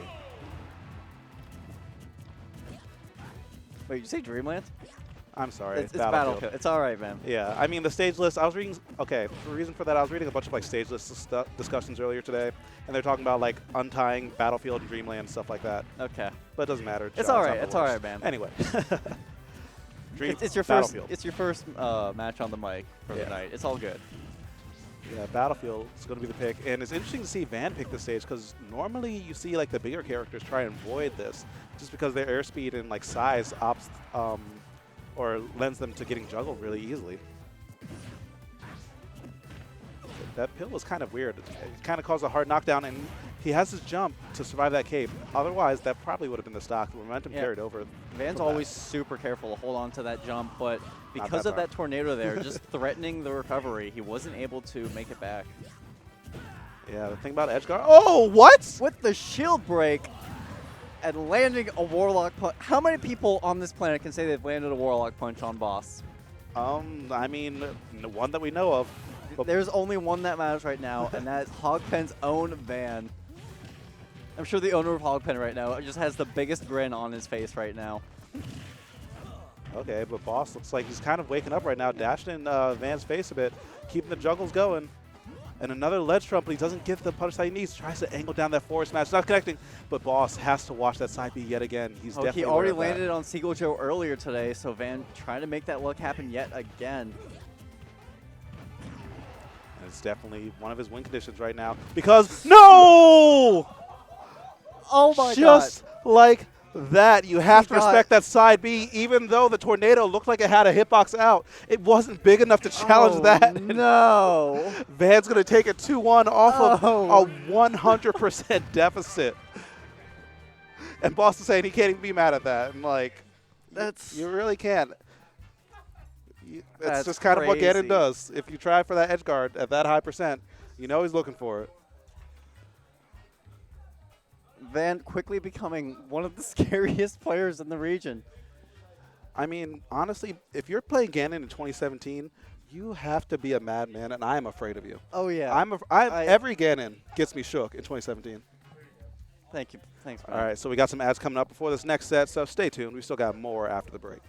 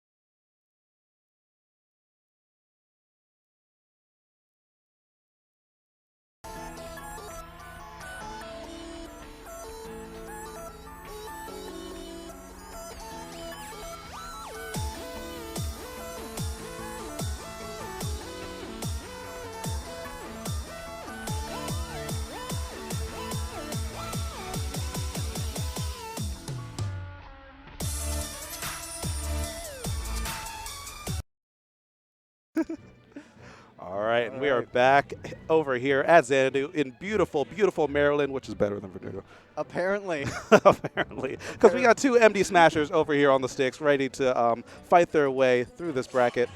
Father and son, protege and teacher, sensei and student. I don't know what the Japanese word for student is. Seagull Joe and ZD.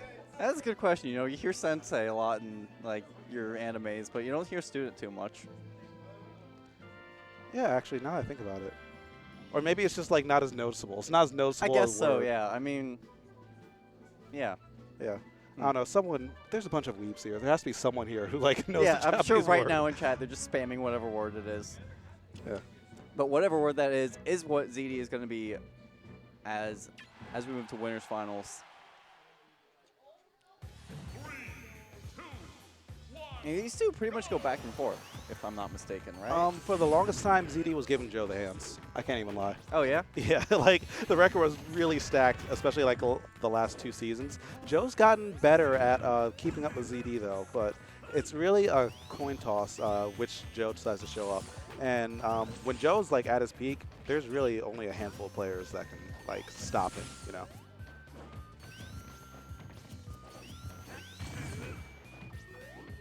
So far, with a lot of the bobbing and weaving going in his play, the classic Sonic play we see from Seagull Joe, just running in and out with that side B and those grabs. And it looks like ZD is kind of playing right into it. He's just kind of pulling the trigger a little bit too early on these grabs and these other attacks, but he's still capitalizing on the ones that do land, so that's a good sign for him. But he needs to just kind of slow it down just a little bit and stop taking the baits that Joe's giving him. There we go, So nice just right power there shield. with that get-up attack, you know, honestly even baiting out a little bit that he had enough time to punish it, but because of it, he was able to get him off stage and land that forward smash for the ledge guard. Yeah, and that one hits so far beneath the ledge. We've seen that so many times against like just ZD and really Onyx like 6WX and Seagull Joe. Yeah. The forward smash is almost the bane of his existence the moment he pressed that up B. ZD going for a hard read right there with that forward smash, just barely not finding the mark. Fishing a lot with these aerials, is able to land the up tilt to up air. A clean stock take there coming from ZD. Yeah, and it looked like it was just on the fringe of killing too. I was actually worried that it wouldn't kill because the first hit didn't connect, but it's still just enough to get the job done. And ZD still trying to stop this lead from really building up too much. But Joe, he's playing so patient tonight in a way that at the early percents, he can get these grabs, get these whiff punishes, and just start to build up that lead and frustrate ZD, because it looks like that's what he's prone to tonight.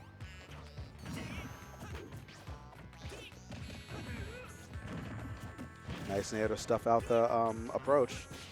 But Joe, he's just doing a great job of playing that bobbing weaving like you were saying earlier, especially in the air, using the spring that makes up that recovery time. You know, even though ZD's trying to play a lot of stage control game, he's really not able to make a lot happen there, and wow. I swear, every week that kills just a little bit earlier than I like expected to. Like, okay, usually when I'm looking at characters in the 80-90% window, I was like, all right, they can die to that. Now it's like in the 60 to 70. Next week it'll be in like the 60 to 50. Man, how long until it just starts killing at 0? When it already does sometimes. I'm pretty sure I've died to that like 20 before. I'm not even gonna lie.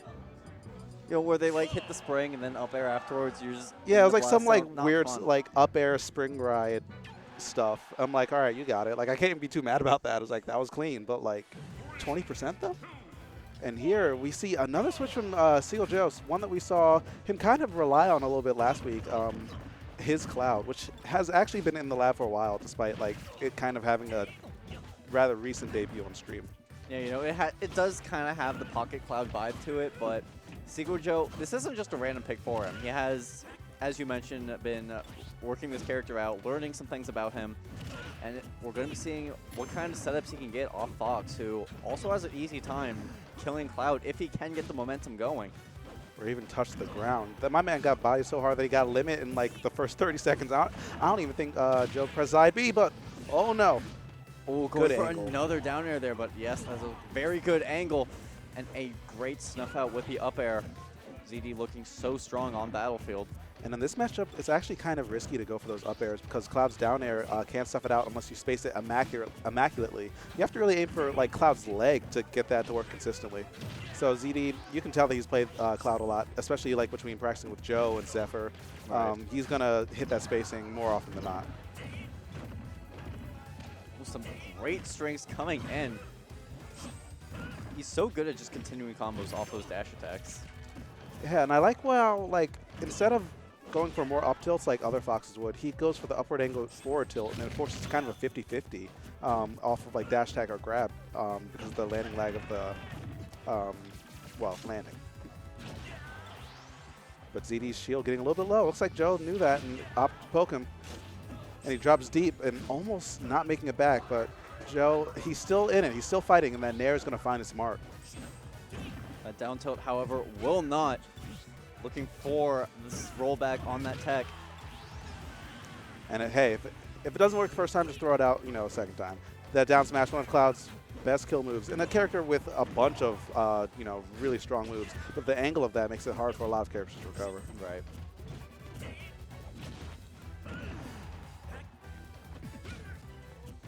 Continuing to look for these up smash landings, not really looking for the confirms, just going for them raw. Here we go. We have kind of the dangerous position. Cloud with Rage and Limit. ZD needs to get him off stage and force him to burn it unless, yes, just like that. Some good stuff there.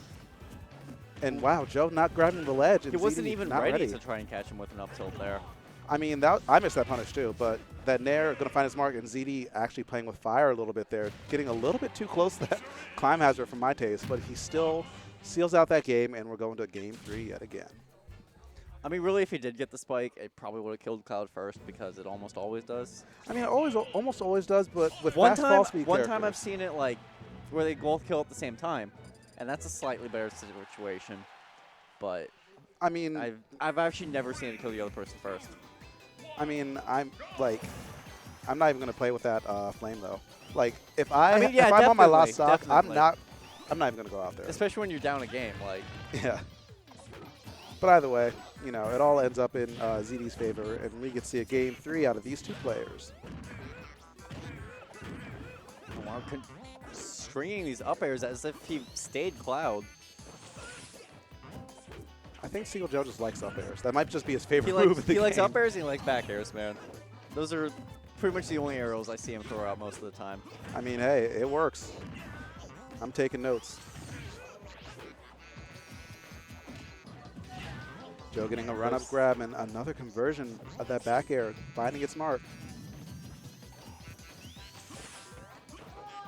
Doing so much damage off, making himself such a hard target to hit during the neutral. That punish was so good. Wow. ZD throwing out these jabs to anti-air and just kind of check down Seagull's approaches. Joe finally finds an answer, goes with that raw forward smash and just smacking him in the face, saying, "Get off of me. This is my stage." And just like that, this is my stage. We are in the city, my friend. This is a high rent. I hope you're ready to pay that price. You're stopped. Whether it be with the Fox, with the side B or the up B, Joe able to snuff out the recovery with that F smash. Good stuff. Continuing to just rack on the damage, moving into ZD's second stock. Yeah, ZD's still looking like he's playing a little bit antsy, rushing into things. But just like that, if you socks on the ground just like that, he's going to press that side B the moment he sees you press forward. Joe staying patient on that ledge. That side B is going to find his mark again, gets the up air and carries him off the top. That was a two stock coming through. So relentless with those up air chases. Yeah, I mean, on fast fallers, that's one of the big, I don't want to say win conditions, but something that you always have your eye out for. Because on Town City, lowest ceiling out of the legal stages, you can get carried off the top way earlier than other stages, and Fox is just so much more susceptible to that. Right. You can tell that Joe knows this matchup. Oh, definitely, yeah. Moving into game 4 of a best-of-5 set for winners finals because it's not even 10 o'clock, is it? Nope, 9:51. You love those early ending tournaments, man. I mean, I just got here. I'm ready to commentate for another couple hours. Maybe play some friendlies, but we'll see what happens. At this rate, though, Joe's ready to try and end this tournament with winner's side grand finals for him. And he's still playing like he's playing confident. But ZD, I think that little reset in games kind of gave him some time to get his head back in it. He's playing a bit more patiently. He's not just running into Joe's hands. And he's actually capitalizing on the stage control that Joe's giving him pretty consistently.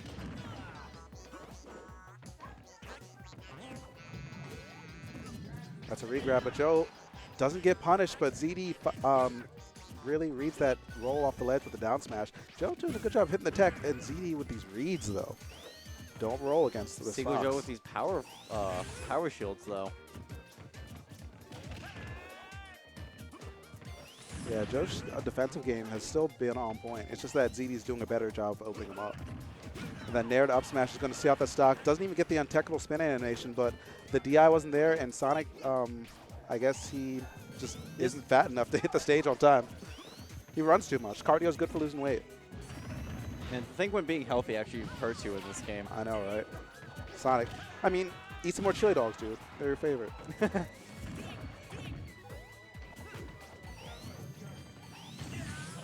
All right, Joe once again goes for the up air, but doesn't find Smart. That time, I guess the percent window has closed, and he was just a little bit too high. He clicked his heel 3 times, but he was not able to find himself at home in winner's side grand finals. And ZD is still holding on to that first stock. The stare down begins. ZD knows that he has a lead, and Joe has to come to him. This is where he kind of shines the most. Yep, just run to the other side saying, come here. You don't have a choice. Either this goes to time or you have to take that risk and just risk, getting dash attacked or something along those lines. Yeah, it's 2-1.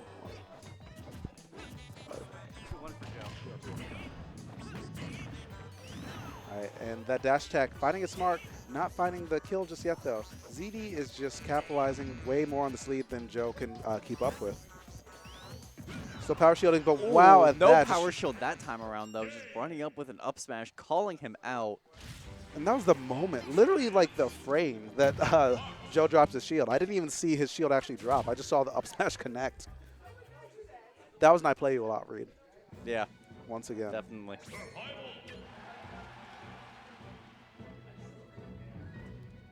All right, and we get to see a game 5, see who gets to go into winners finals or grand finals on winner's side. And let's see who's still in this bracket, because loser's bracket is always a Shark Tank. It's Van.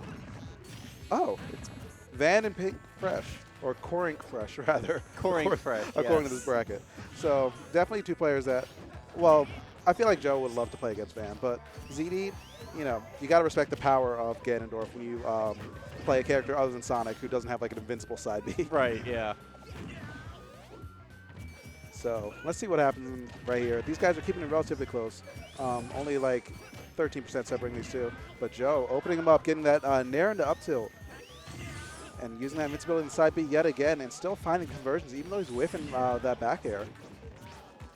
It's crazy how good Sonic's aerials are. You don't really think about it too much. You just think about the Excuse me? think about the down smashes that just blink you out of existence, apparently. Oh my God, Sonic's feet. I swear, you know what? That didn't even make sense. I'm not even going to try and rationalize that. That stage spike was wild. That was a Smash 4 moment if I've ever seen one. I'm here for it, man. I'm here for it. And ZD in a dire position, misses the tech, and that 2 stock is going to be just over a minute off of a series of unfortunate events coming through for ZD. But a series of great plays coming through from Joe. You gotta go fast, man. Yeah. Win or lose, it goes fast. I mean, Sonic Mania just came out. Sonic has some places to be. He's a busy man these days. Maybe he heard you mention the chili dogs and just had to run and go get some real quick. I mean, I'm kind of hungry now. I haven't had a chili dog in a minute. Dude, that's what I'm saying. I'll hit up Sonic after this. Excellent. Right. We got some ads. So we'll be back after this to move into losers quarters. Semis. Loser semis.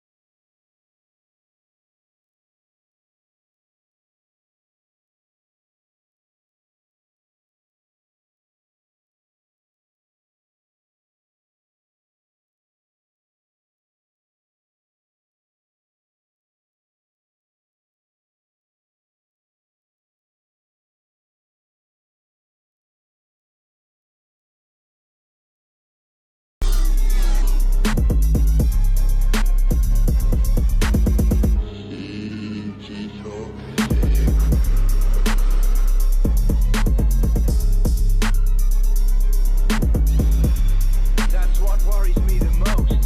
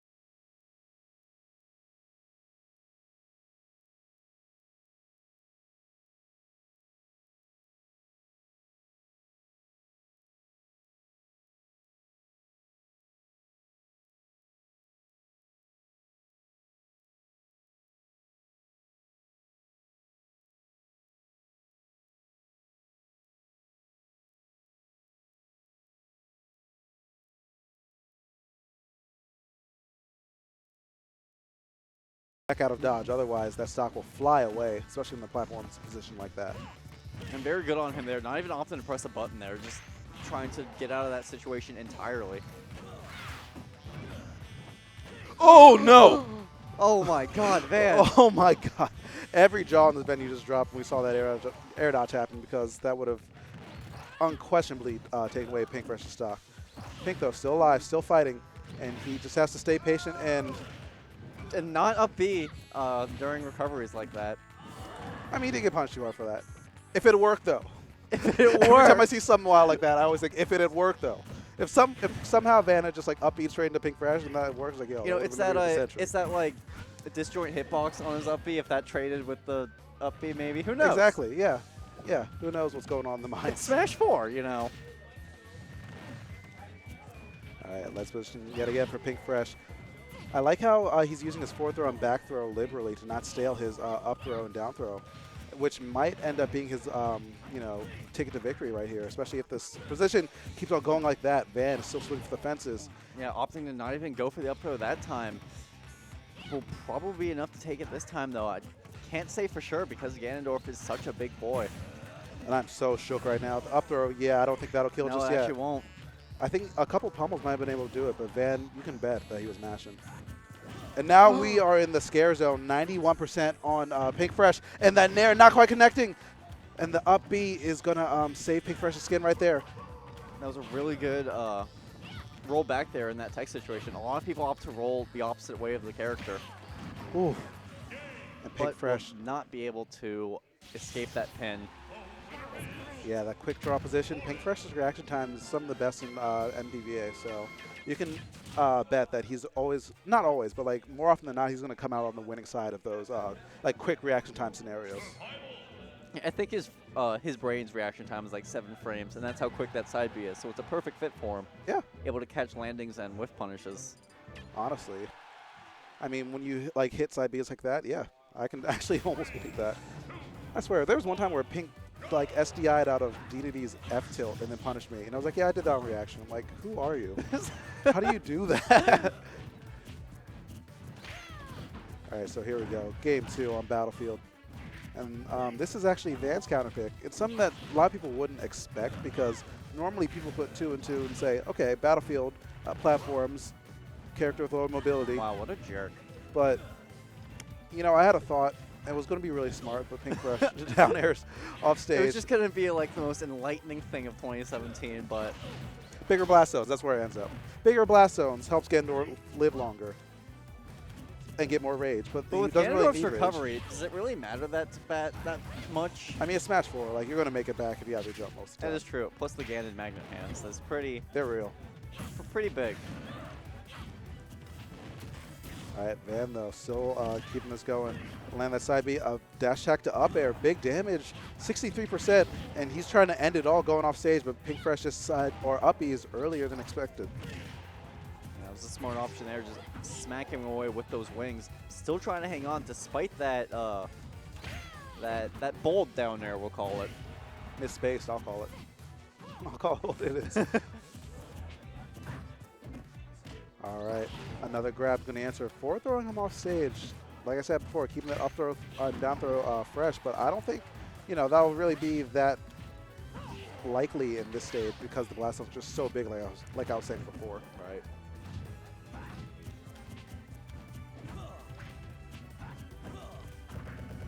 Oh no, Ooh, he wanted a dash grab, I can guarantee that. But the miss input, I guess he hit the A button just a little bit too early. The dash tag came out.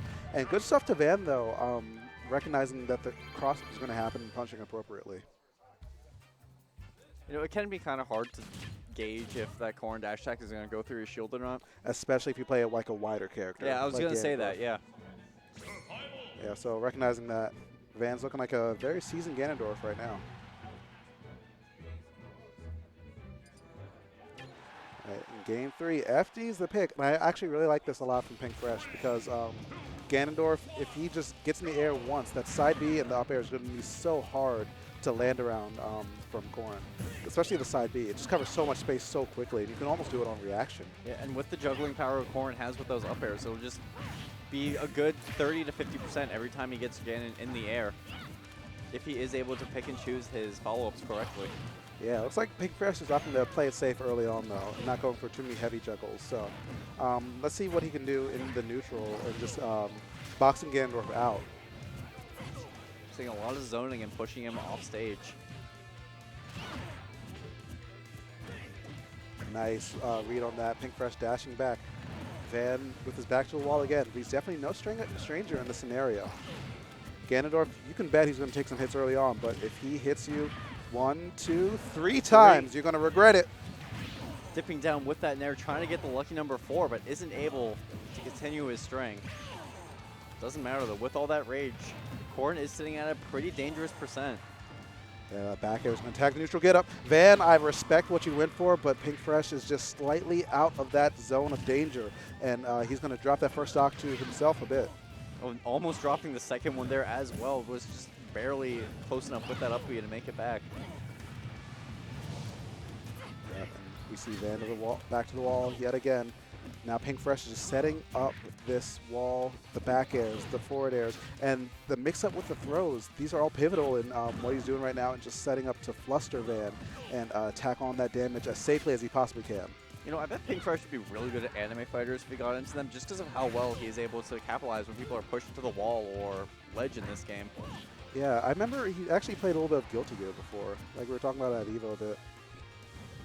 I can see him being a Guilty Gear player. Yeah. But yeah, now we see positions reversed a bit. And wow, that call out was real. Ooh. The back air from Van perfectly spaced over the side B from Corrin. And Pink is just getting better and better at calling out these dash attacks. Van needs to check himself down a bit. And yeah, the down again, B. was just in range to punish the Warlock kick. Was not in range to land that tipper F smash though. Ganon still holding on to this with all that rage. Pink Fresh just can't feel too easy right now. Yeah, you never can when you, even like if you have a lead against Ganondorf, you know, you're never safe. Van is starting to show us why. That up air almost finding its mark.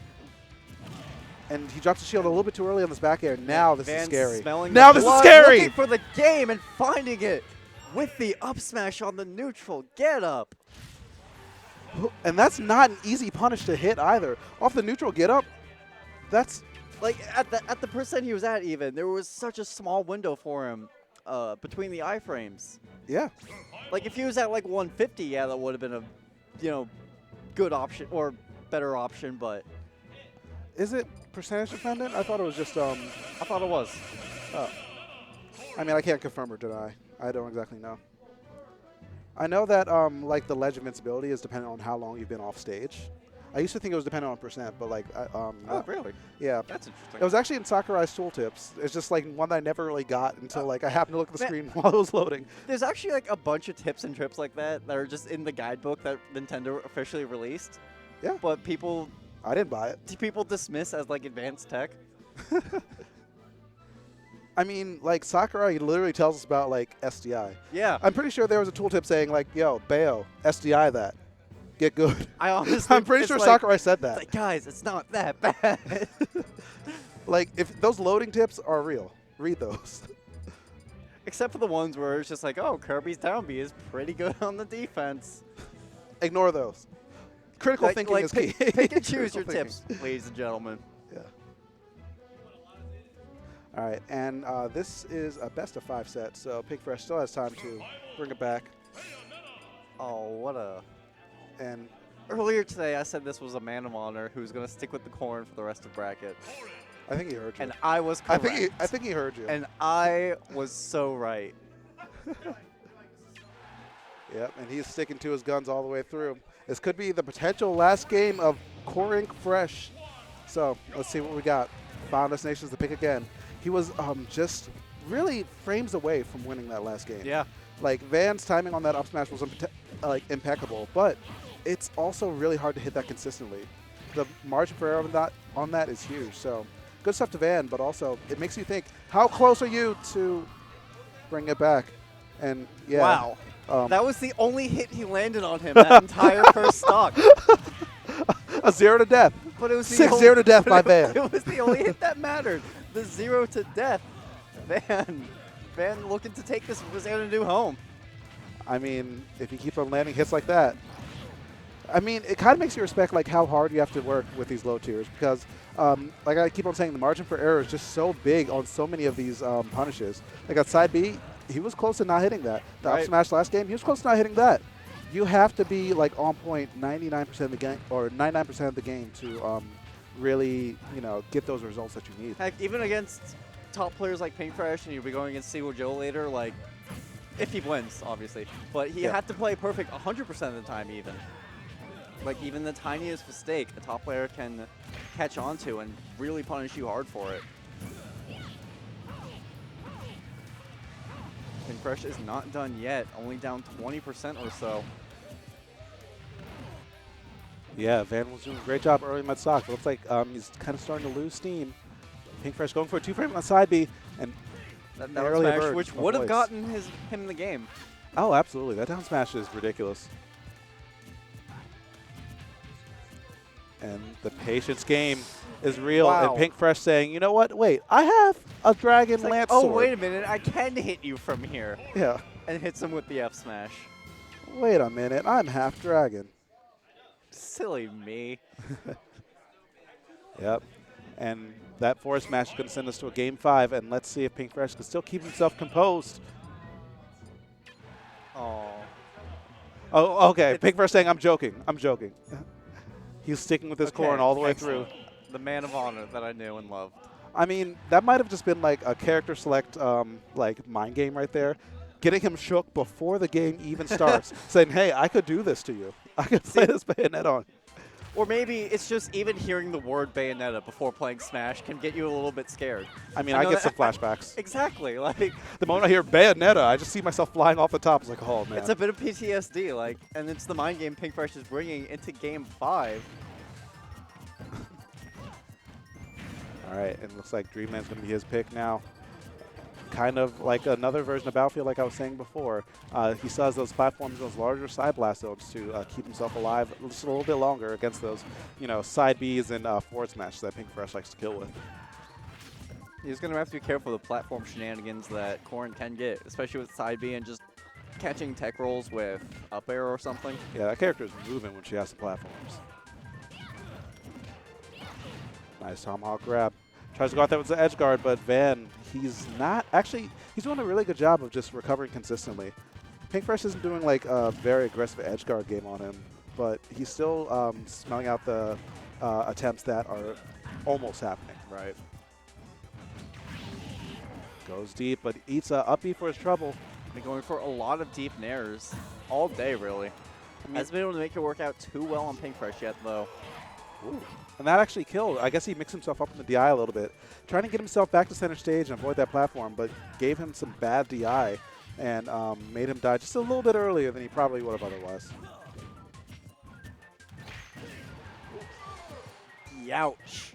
Yeah, I felt that one a bit. I mean, as one of the people who uses Rumble, when I play against Ganondorf, my controller almost flies out of my Yeah, hands right? sometimes. That character, when I get hit by like his up smash or his forward air, ooh, it feels like an earthquake.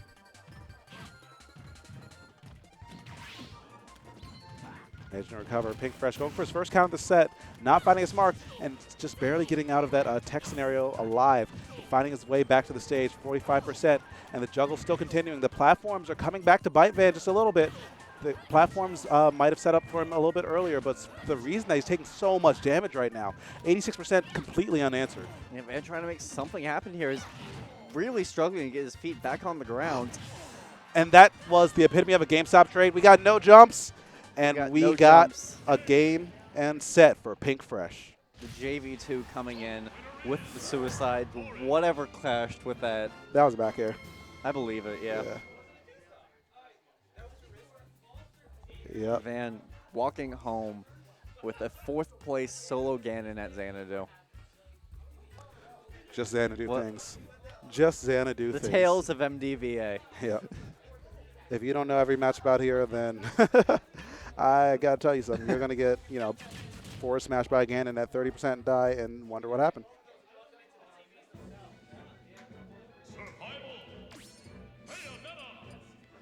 Looking like we're done being Pink Fresh. And we're done being ZD as well. Is he real? I don't think he's real. I've never seen him play. I've seen him play Yoshi. He has a serious look on his face.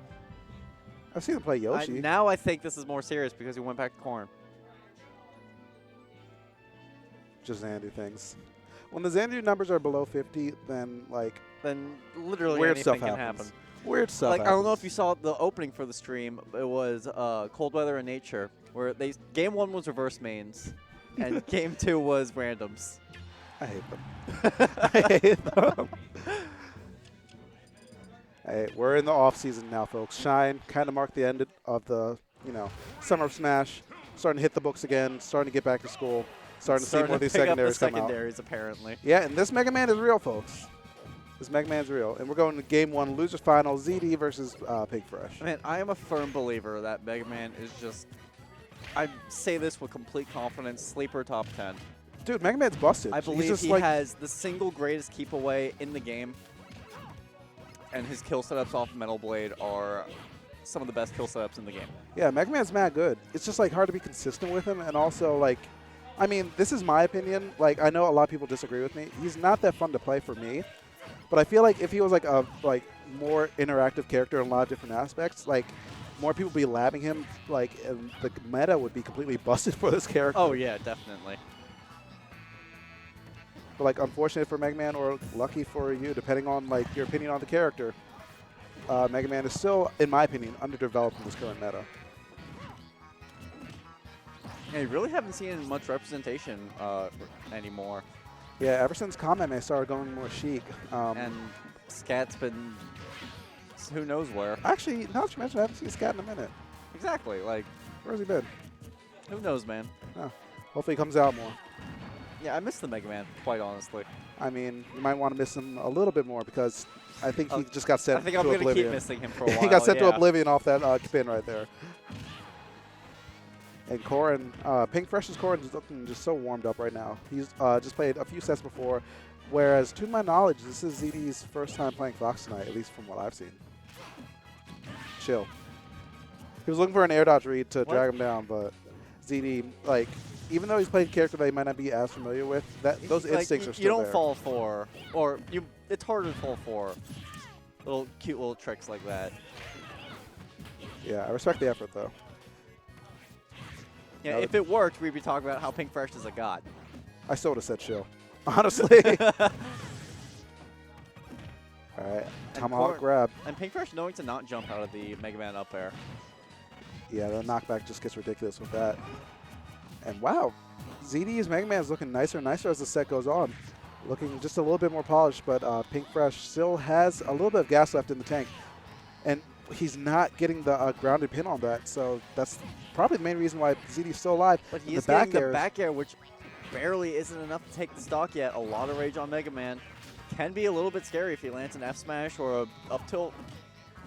But down throw, I think up air or up throw would have killed instead, but down throw would do the job, actually. I'm actually a little bit surprised about that. Could have been a slight DI problem there coming from ZD. Yeah. Maybe he was DIing for the up air. And yeah, because he died off the side there from down throw. Yeah, I mean, that's why in that matchup, something that I do at least is I DI for the up throw consistently and then react to the animation of the down throw since it's longer. So you just got to keep an eye out for that. Or maybe he just didn't have the exact DI down because, honestly, that move's kind of hard to DI. The Yeah. angle's pretty ambiguous. With Bonds 3.0 reverting back to Bonds 1.0, we're seeing ZD playing Yoshi out here. I hate this tag. Bonds has not been to a tournament in like a year. No, it's been like 2 years. Hey, he got 13th at an Arcadian. I mean, he did get 13th in our Arcadian, so hats off to Bonds. But let's see what Bonds 3.0 can do. If Bonds 1.0 got 13th at an Arcadian, Bonds 3.0 could probably get can get at least third out of Xanadu, yeah, apparently. exactly, at least third, maybe even fifth at an Arcadian. I'm sorry, Bonds. Man,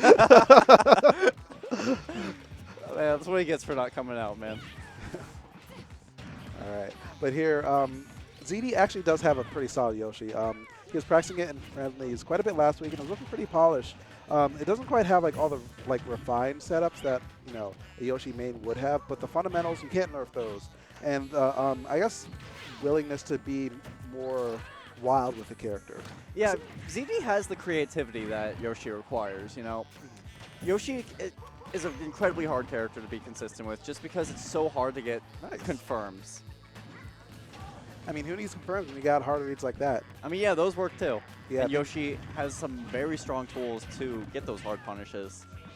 Yeah, Pink Fresh was recovering just a little bit too high there, and ZD, I guess that was kind of the Fox reaction coming in. It's like, oh, you're gonna jump here, up air.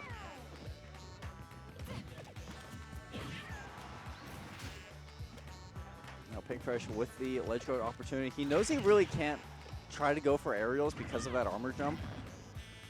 And he is very limited if he did want to go for aerials, just being able to go for a back air or side D really. So rather he's hanging out on the ledge and trying to catch those get-ups as he did right there. I'm pretty sure the heavy armor on the jump is percent dependent.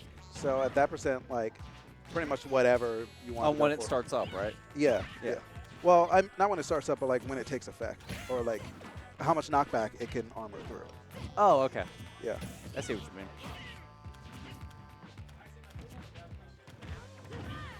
All right, but ZD answering back, jab, down tilt, trying to get Pink Fresh just a little bit off stage. And wow, Oh, it he's connected. out I of don't it. think he. Oh, he Okay. did have his jump. Never mind. We're good. Yeah, I thought he lost his jump too. I guess he got hit of like the up B startup maybe. Because I swear that man had a little Yeah, bit that of looked like a jump. And that Yeah. looked like a stun out of a jump. And that looked like another catch on an up air. ZD's going to be taking it. Yeah, and those up air. And I'm pretty sure that was like another Fox reaction time, just like that. Up air, if he's just above you, he's going to throw it out. Right. It's so safe for a lot of Yoshis. And if you think about it, Fox and Yoshi do kind of have similar up airs. It's just Yoshi doesn't have the first hit Fox does. Yeah, and all the speed to make up for it, too. That I feel like too. that's low-key the thing that makes it broke. But, like, outside of that, the up air Just the similar move, function. just the move, not the movement around it. Yeah. Yeah, and ZD's making it look like Fox yet again. And Pink Fresh still yet to land a counter in bracket. He's looking for it, though. I believe he can do it. Just one before the night's over. Yeah. I mean, before this game started, he asked what frame the counter comes out on. I signed 7 to him, but I don't think he saw it. But maybe if he did see it, he would have he would have been able to counter that last hit right there and maybe not die. Oh, wow, it is 7. I got it right. Hey, go you. Yeah. Wow, the tip of forward smash, though, answering back big. And it's weird because I felt like Pink Fresh was definitely like on his back foot the entire game so far, but he's just fighting enough hits to keep himself, in this matchup. Even though this is a new character, Pink Fresh is very aware of his options. He knows what he can throw out at what ranges to catch whiff punishes, Oh my God. but he does not know how he can break out of those up tilt combos we're seeing ZD throw out. Yeah, I was up air to up air to up air to up air. Once again, these Fox instincts, I keep on talking about them, but you can just see ZD's Fox in this Yoshi that's coming through. Here we go, the juggles though. You see a lot of Yoshis complain about this matchup just because the disjoints make it hard for Yoshi to get in, but ZD is doing a good job of using Yoshi's airspeed to weave in and out and whiff punish what he can. For that back air though, I not think finding he's his out mark. of a jump, so never mind. What do I know? I swear, he's like a magician with that. And ZD going for a shield big, and it looks like he's going for it A again. potential another one there, but excellent DI off that back throw punish. I feel like you only get like one of those shield breaks per game. Yeah. Like if it works, great. If it doesn't, well, you lose Well, that game. then you should go for a grab next time. Like, Maybe not. It is. We're still playing Yoshi here. that is true. Don't get it twisted. Maybe you should go for the down B again. Yeah. By the way, Pink Fresh answering back. 2-1 is the set count now. And this Corrin's looking pretty real. Real enough to convince him to switch off of the Yoshi. Picking up a sword now. We're seeing what he can do with the tippers of Marth. And these guys' pocket characters run deep, so I have no doubt in. Yeah, these guys got some ZD's big Marth. pockets. Yeah. I mean, it helps to hold all that prize money they've been winning, too. Like if you're going to the movies, these are the guys to invite because they have big enough pockets to sneak in a lot of candy. Yeah. Shoot. Sneak a large popcorn in there. Yeah, he fit that entire Marth sword in his pocket, Just imagine all the popcorn he can get in there. All right, and this Marth, like I was saying, is looking pretty real. The jab to forward air, just suffocating Pink Fresh with a stage control. Rolls, gets really suffocated yet again. And that's just kind of the name of the game for ZD right now. This actually is the second time Pink Fresh has played this matchup. Played Dexter in loser's quarters, taking it 2-1 over him. Oh, really? Huh. Wait, was Dexter going Martha Roy? He went Marth. Okay, cool, cool. I believe he went Marth all 3 games. Yeah, and ZD's Marth looking a little bit unconventional in terms of Marth, but like the that was wild. Oh, and no follow-up off its stun. That feels a little bad. And those are the moments where you could tell like they're playing secondaries a bit. It's like missing those tiny, tiny punches. Up throw should be enough to do it. And yep, that's going to seal that one out. ZD might be able to even this game up with his Marth of all things. A character that I don't think he's used on stream before. You're probably right. Like, I don't even think I've seen this man play Marth in friendlies. I've seen it But in I friendlies, do believe but- that is real. Yeah. Yeah, I've seen it in friendlies, like, his Marth's kind of nice, but, like, first time on stream, being able to take a game off of, like, Pink Fresh scoring. But that's still up for debate. We still got to see if he can see out that stock, because Pink Fresh is, And Pink Fresh is ready still to up answer back. 2-1. ZD on his tournament stock. And there is no moment in this game he can start to feel comfortable. All right, here we go. More, It's always the mark of a man of someone who trades with the core inside B. yeah, you got to be, you got to really, really be brave if you're pulling that one out. Oh, looking for an air dodge there, but just going to get snuffed out with a forward air instead. All right, the dragon kick coming through yet again. Not enough to kill. Still keeping himself close, though. These guys are just looking for the final hit. Relatively even game. This isn't going to do it just yet. Stale and also a bad positioning on that. Oh, no! But he is going to be air dodging right into the Dragon Fang shot. Got hit by both the stunner and the bite there. Pinkfresh taking it, moving back to winners or grand finals, getting his rematch against Seagull Joe. Yep. And is that the person who sent him to losers earlier? I believe so. Okay. All right, so we have some ads before we get into this grand final set of this wacky Xanadu. So make sure you stay tuned just to make sure how all this, make sure you see how all this ends.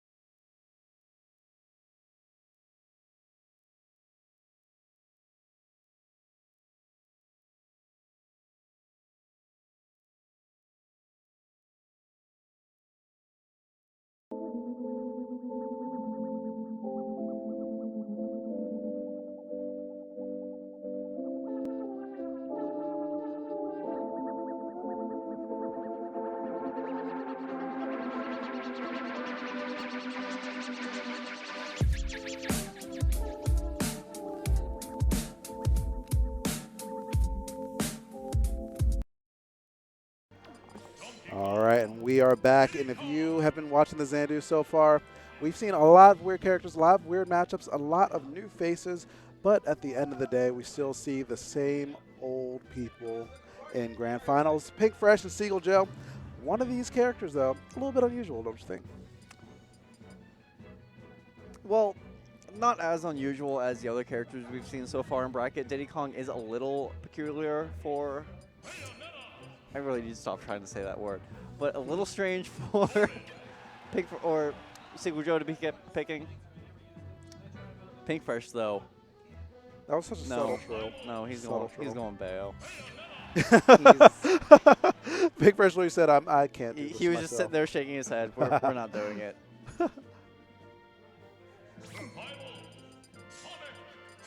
Unless we are. Oh, he just really didn't want to do Diddy versus Corrin. Honestly, I mean, Joe as doesn't a care, former though. Corrin player, I don't blame him. Yeah. I mean, former. Who do you play now? Just Cloud? Cloud Lucina. Oh, okay. After events at SmashCon, I never want to play that character again. Wow. What It happened? is another time for another day. Okay. That's, yeah, okay. I want to hear that story. But Seagull Joe sticking with his Sonic. And here we got Pinkfresh making it all the way to grand finals with his Lucina. Yes, solo Or not Lucina. Lucina, Corrin. Nice. Sorry, you got Lucina on my brain when you said Lucina. Although so far this Corrin pick not working out as well. Also, I misspoke earlier when I said this is a rematch. Van was actually the one sending Pinkfresh into losers, so this is the first time these two have played today. Okay. And Seagull Joe looking to make it a very strong play as he is only at 26%. Again, with that bob and weave and play, we've seen him play time and time again. Nice punish on that. Hitting the slide on that dragon lunge is going to really be the key thing for punishing just the big pressure that can put out. Yeah, there's two common mistakes people who recently pick up Corrin make, and that's countering too early, and that's getting punished off their dragon pin kicks. we've seen Pink Fresh fall victim to both of them. However, still has been able to make it to winners, loser side grand, rather. Nice, keeping it relatively close. But wow. Catches him with the tipper side B that time around. No pin needed to take the stock. And I feel like the kick actually might not have killed. I mean, it would have been a lot closer because, like, when he got hit by that pin, he didn't even stand a chance. Wow, that pivot grab, though. Yeah, he, like, teleported behind him on that. Yeah, he just, like, ran between her legs and just got the grab. I mean, we saw it, like, a lot early on when the game first came out, like Seagull Joe just rolling behind people and backdooring. But somehow he even managed to, like, refine that aspect of his game, too. Now it looks like he's teleporting behind people and just throwing them off stage.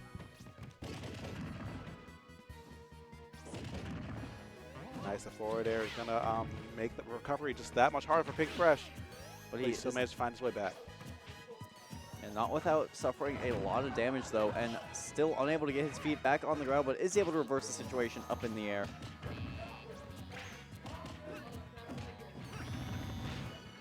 Joe throwing Pink Fresh off stage yet again. Tries to go for a big edge guard right there that probably would sealed out the stock. Not quite finding its mark. Giving Pink Fresh a second lease on life and another chance to just bring himself back with one of those tippers and those big hitboxes that Cord is known for. Just to grab the punish that landing there. Nothing big coming in for Pink Fresh.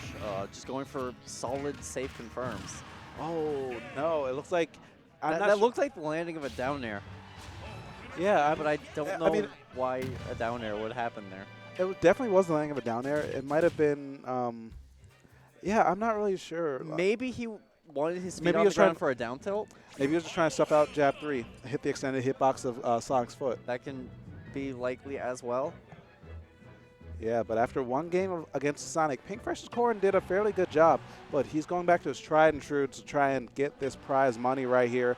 And we're seeing the Bayonetta come out, same stage, but let's see how this dance turns out.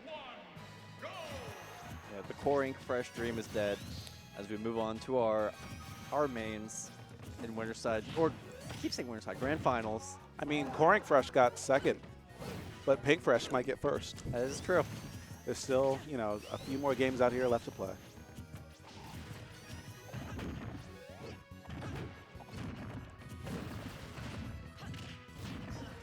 And here comes Bayonetta. And he gets both the, like, single hit up Bs, but not just enough time to get the last up air at the end. Man, some crucial air dodging coming in from Seagull Joe when it matters. Barely holding onto that stock in that blast zone. And that witch time, too. Back air to up smash just enough to mix up the DI and send him straight off the top. You know, non-witch time up smash on that platform I don't think would have killed, but because DIing is a bit harder in witch time, it was just barely enough to do it. Pink Fresh now with the first time in this set with the lead. I mean, Smash Attacks do, if I recall, have a smash-like reduction during witch time. So I feel like I guess Bayonetta just has strong fists. They're just that strong. And Bayonetta has just so many variables, man. Yeah, so much weird stuff. Like, if you haven't played the character just to learn how she works yet, you kind of got to do it just because there's so many moving parts going on. And because of that, it makes her a very hard flowchart character. Mm-hmm. She's probably one of the most anti-flowchart characters in the game. But when it comes to ledge guarding, all you really need is that back air. Yeah, that was so fast, I didn't even see what happened. I just glanced down for a second, and all of a sudden, I just hear game. Pink Fresh, he's not playing any games tonight. The Corrin Fresh dream might be dead, but we're still going to see some Pink Fresh action, and we still got some more games still to go through.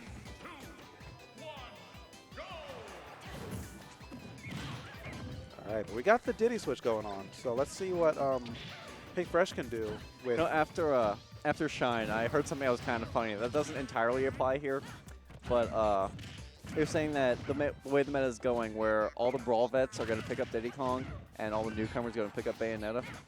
Honestly, like, we're getting closer and closer to that. Well, not really closer and closer to that, but, like, intuitively, Diddy Kong's the character that makes sense for so many Brawl vets because, you know, he functions fairly similar to how he did in Brawl, except he has one banana set too. So if, like, you can just kind of make those adjustments. He's not a completely different character. Yeah, but then you go to the other side, Bayonetta, who is one of the most unique characters that ever come into the Smash series. I mean, as a vet, sometimes like the character just kind of doesn't click in my brain. It's just like, what is happening? This does not add up. Yeah, sometimes when you play Bayo, she doesn't entirely feel like a Smash character. Like, I'd say she doesn't. But that conversion by Pink Fresh, that was all, you know, some good Yeah, old what- Smash 4 right there. yeah, the tools that she has do work well in this game, as we saw there. The first stock might be down. Pink Fresh canceling a little bit of his landing like by tossing that item just before he touched the ground. And that's actually some really smart Bayo tech. Gives him a little more options to use specials in the air to give himself a safer ground. And now he has the peanut. He can do the same thing, but that is only if he can land away from Diddy Kong. Not going to happen if he gets that up smash to cover the landing. And he didn't even need the slip on that banana to set that up. It's just a true combo if you're that close. But Pink Fresh actually punishing an air dodge with the forward tilt, a rare combo. move. Yeah, it took me a second to even realize like what that move was. Like, that move's so cool. What is it? Forward tilt. She has that, yeah. I feel like the forward tilt string is so underutilized by Bayonetta's. It's not the greatest, but it can at least set up into combos if you catch it off guard. I mean, you have to catch him super off guard, though, because that move is mad punishable. It's good for, like, in that situation, like an air dodge read, like Pink Fresh set up. Yeah, but just getting the full 3 hit string, it's another launcher, which Bayonetta desperately needs in her neutral. I mean, are you saying 4 launchers isn't enough? Oh, my God. What? Wow. Oh, my Well, God. Like, the spike on the knuckle is what hit Diddy Kong there. That was crazy spaced. Are we going to talk about how raw that was, though? Like, He just did it. I mean, he's I been know it doing was a that hard all- read. He's I been know it doing was that a all hard day read, with but, Corrin, too, to be fair. But, like, that felt so disrespectful to me. Like, he was just standing there, and he just punches him in the face. That's something you see at, like, a Denny's parking lot at 3 a.m. You don't see that in Smash 4. That's some rude stuff right there. Oh, man. All right, and Pink Fresh turning it up yet again, trying to reset this bracket. 2-1's the score, and he's just looking so poised to reset and try and take this tournament back to get another Xanadu under his belt. And you can tell Seagull Joe, school's starting up again, so he has to start getting on that school sleep schedule. He's looking to end this tournament very early. He's going to be trying his hardest to make sure that reset does not happen and force the Game 5 situation. Yeah, but man, still got work tomorrow. But Pink Fresh is trying to do him a favor too, saying, all right, I know you got a place to be. Let me end you quick. Man, Let me end you what quick. a nice guy. Oh, he's just barely out of range of that down smash spike. And burning too many jumps and aerials off the side. Pink Fresh with a very sad SD there. I mean, Seagull Joe almost doing the same, it looked like. yeah, that drop down from the ledge was a little bit weird, especially like considering the regrab potential was there. Diddy's ledge hang animation is one of the lowest in the game, so I can see why Joe would feel comfortable going for that, but you gotta watch your positioning because just like that, you could always get gift by Bayonetta. But good That job was- by Joe finding his way back to the stage. Yeah, that was especially a after really getting good situation for him. He held on to his second jump. He still has monkey flip. Yeah, just holding on to those resources, what you got to do. A side B up air, carrying Joe all the way across the stage. Good DI, though. He's still going to stay alive by the skin of his teeth. So he needs to make something happen before Pink Fresh gets more momentum to capitalize on this lead more. Power shields are coming out. Fresh trying so hard to get that one down tilt or maybe a side B to get one hit going, but Seagull Joe just being so elusive, making himself hard to hit. Yeah, elusive, like you said, is just the big name to describe how he's playing right now. Not really overcommitting, just kind of patiently walking back, pulling his banana out, shooting that peanut pop gun, and making sure that he's not giving any avenues to approach. Going for another raw smash attack. Wasn't able to find the same luck it found last game, though. Excellent smash DI there. He plays Bayo, so he knows the weakness of the character, so he'll know how to do it. Yep. The back air fighting its mark, and Pink Fresh barely staying alive. Seagull Joe saying, why does it only happen to me? I mean, that pop out, I swear, that looked like it was going to hit. I don't know like why it popped out. It might have been just good SDI, like you said. It might have just been DLC privilege. I mean, it might have been. We'll never know. But Pink Fresh is still just staying alive, and he's still playing patient enough. I mean, we've all where he could be at a risk to take it back, but Joe's not having it. I was going to say something hilarious, but now I can't. And there we go. Joe bringing it back to a game 5. So let's see if this bracket resets will happen, or let's see if Joe will be home nice and early to get some rest for work tomorrow.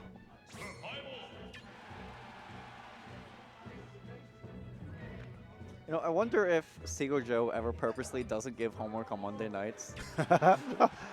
Or Tuesday Yeah, nights, it'd be rather. Tuesday nights. Yeah. That'd be something. And honestly, I'd believe it if I asked him, he said he did. All right, so Town City yet again. These two players, they both love Town City. Bayo for the low ceilings, and Joe just because he just likes the stage in general. There are a lot of reasons. I mean, Like it's not a Saban, he bad likes the stage, really, Yeah, for either of these characters. nice up tilt. And he crouched before that to low profile the Diddy forward air too. Pink Fresh's spacing has always been good, but like when he starts pulling off stuff like that, you kind of have to worry a bit, saying, okay, so if he has that up his sleeve still in a Game 5 scenario, what else does he have left in the tank? Yeah, he may have been going a secondary all day, but the Bayonetta he was playing at Shine is still alive and well.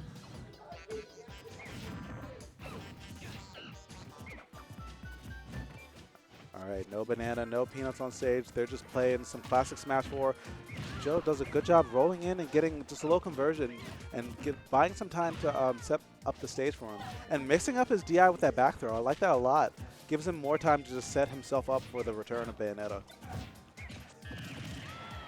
But raw banana forward smash, not killing from the other side of the stage. Barely holding on to that stock. Yeah, that was a close one.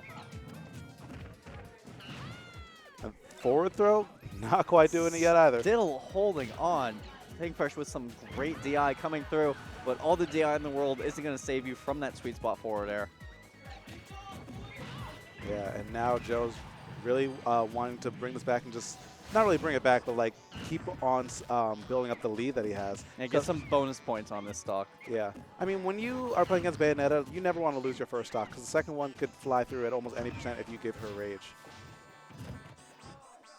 So this moment is pivotal for him. That back air is going to be the thing that seals it out. Joe just a little bit too impatient on the item toss. That was almost a nice punish on the Witch Time there, but Diddy Kong doesn't have the airspeed to quite make it happen. Oh, and we got to reset. Just like that, the soft hit of neutral air. The tap of a heel. Yep. We have a resetted bracket. Just enough. Just enough. All right, so the Pink Fresh Core and Dream for the night is still dead, but like I keep on saying, we still got the bracket reset. We still got more games. We still got more Bayonetta. Yeah, to Coring Fresh watch had through. to go home. Yeah. Twin brother Pink Fresh back in the seat. I mean, it really says something about like the mastery of the character or mastery of the character when you can be playing a different character the entire night, but you know your Bayonetta is still looking this good with like a little warm up.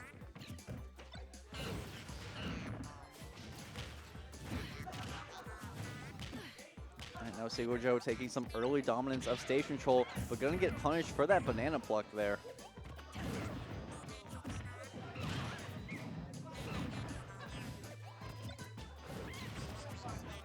All right, Joe's just really playing his classic runaway game yet again, but this time he's mixing up the pop gun and banana tosses just a little bit more, and also getting better punishes and just throwing Pink Fresh off stage. It looks like he's really starting to prioritize stage control more than damage a lot of these neutral scenarios.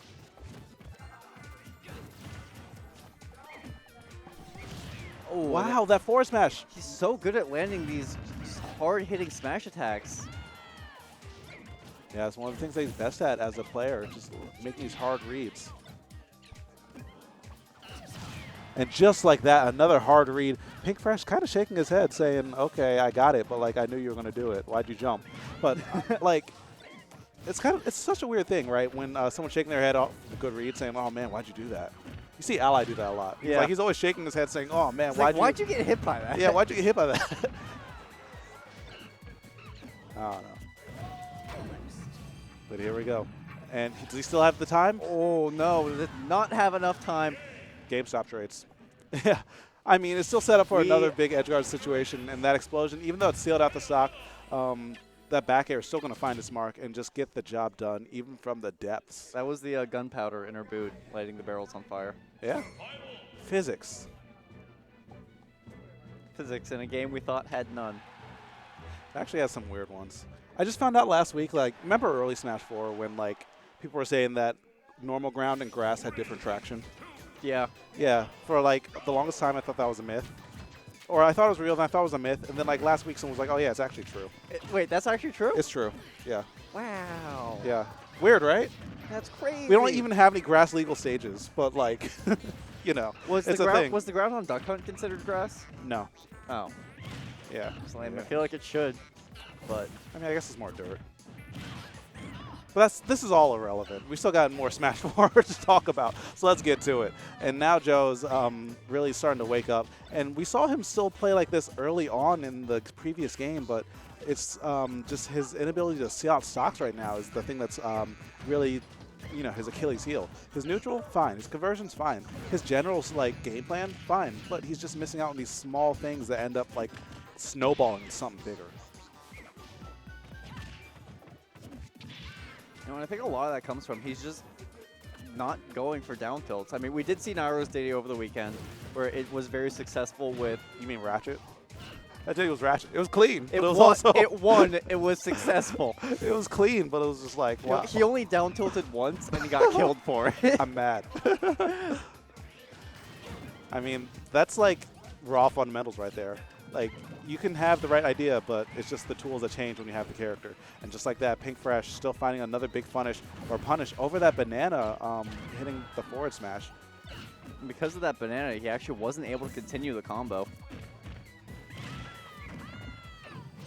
Up throw up air, not killing just yet, not even on Town City. And Pink Fresh had the right idea with that witch time, but the timing was just a little bit off, or maybe the platform actually saved Joe's life there. But there we go. Joe gets a great read and lands that up smash and evens out that game.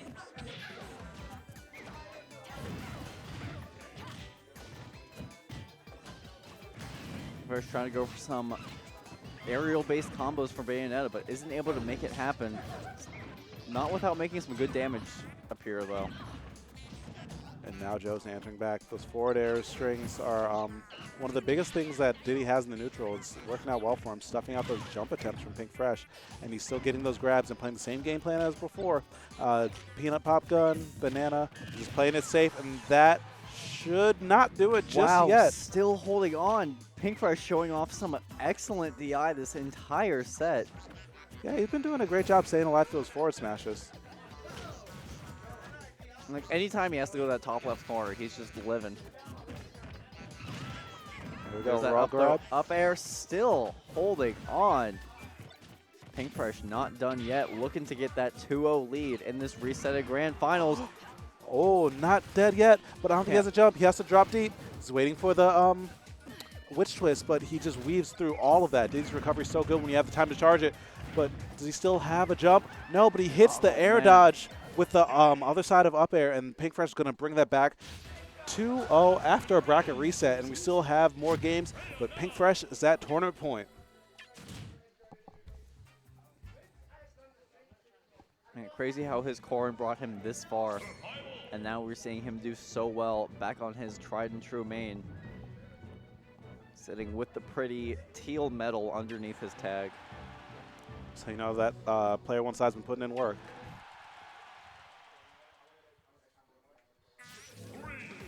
All right, and yet again, Town and City, Bayonetta, Diddy Kong. But Joe still needs to make some big adjustments to make the set pan out in his favor, because he's still down 2 games. Even if he wins this one, he still has Pink Fresh's counter pick. Yeah, Pink Fresh, no matter how the rest of the set goes, he will be at the slight advantage because of the stage advantage, as you mentioned.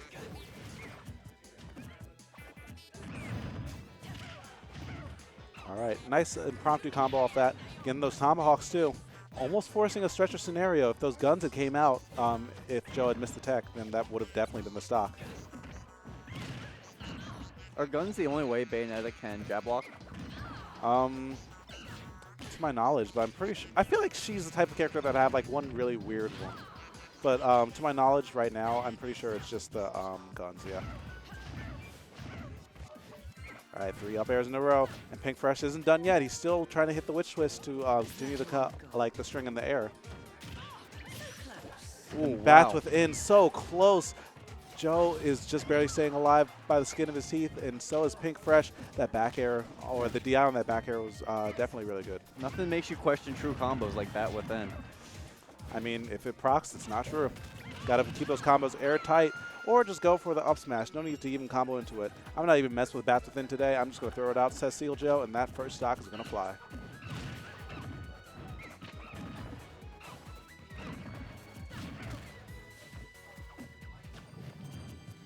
All right, Pink Fresh still has a little bit of a deficit right now. He needs to be able to see out the stock, but the minute is on deck. Joe's looking like he's starting to turn it up right now. Yeah, with a lot of rage backing him up right now, he is just a few hits away from trying to fish for a confirmed into an up smash. It seems like he knew he was just going to throw out an up smash that time around. I mean, when you got hit by that so many times the last set, like you should probably start to figure it out. But yeah, Joe's definitely adapting, especially to the little neutral quirks that Pink Fresh has been kind of, adjusting to as well. He was slipping on the banana peel, but isn't able to catch the tech follow-up. And the forward throw is not going to kill just yet either. But back throw, Chuck will do it.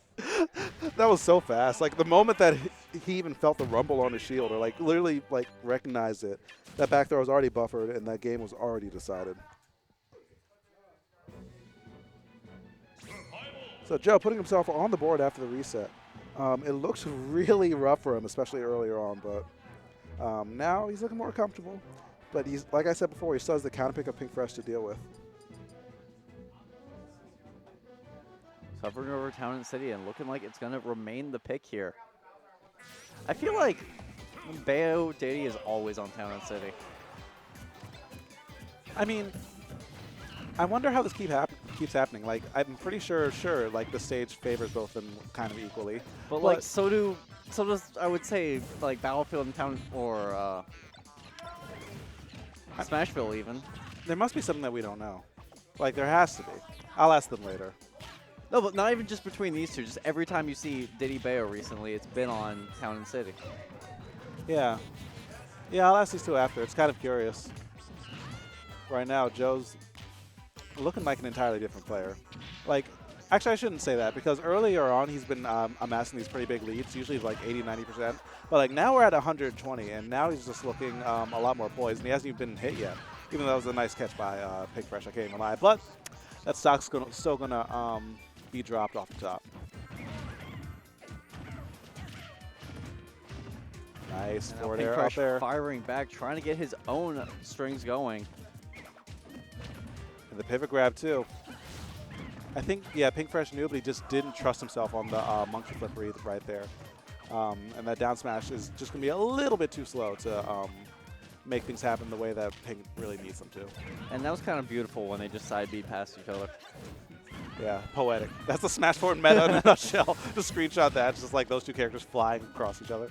It's the yin and yang of Smash 4. Yeah. Not landing the sweet spot at the back air.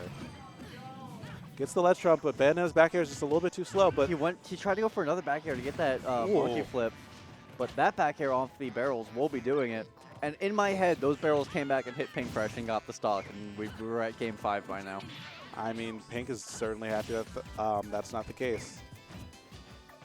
He's still holding on, but I feel like I've seen that clip one too many times where those barrels just come back and ruin his day.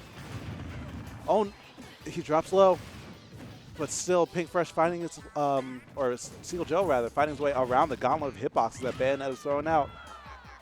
And finding just a little bit of stage positioning, getting that banana on deck again. Up throw. Up throw, isn't able to get the up air follow-up. Yeah, and I feel like at this point, up air is too stale to be kill condition right now. who will be trying yet again, though. Excuse me, you're making me fix my vocabulary right there, because I guess he got hit with the cross-up up air. That's definitely a possibility. But still, Seagull Joe really put himself into overdrive in this games 3 and 4, and now that was enough to put us to a game 10 of this grand final set. Seagull Joe trying to make the reverse 3-0 dream happen in this resetted bracket. We'll see if it can occur.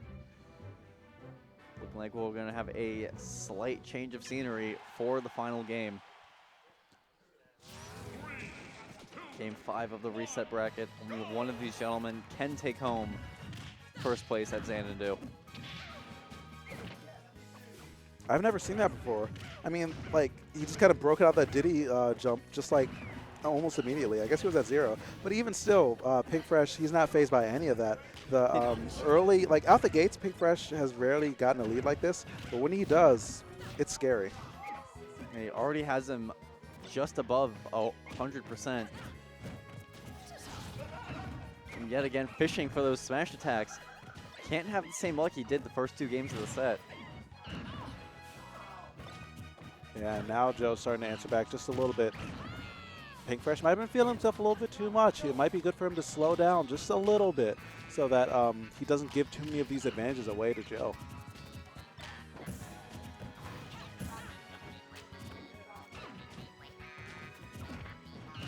Another raw grab.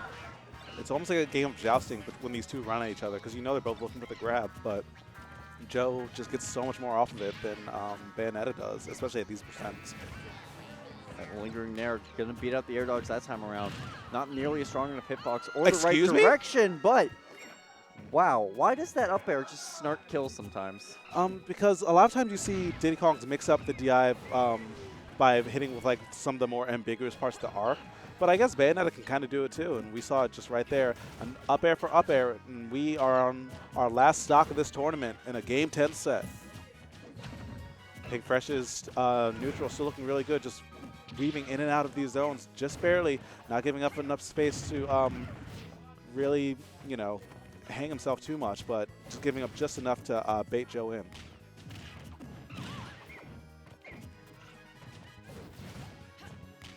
Both these gentlemen have such a hard-fought tournament leading up until now. It all comes down to who can win these final neutral engagements, which Pink Fresh seems to be doing a decent job of doing so far.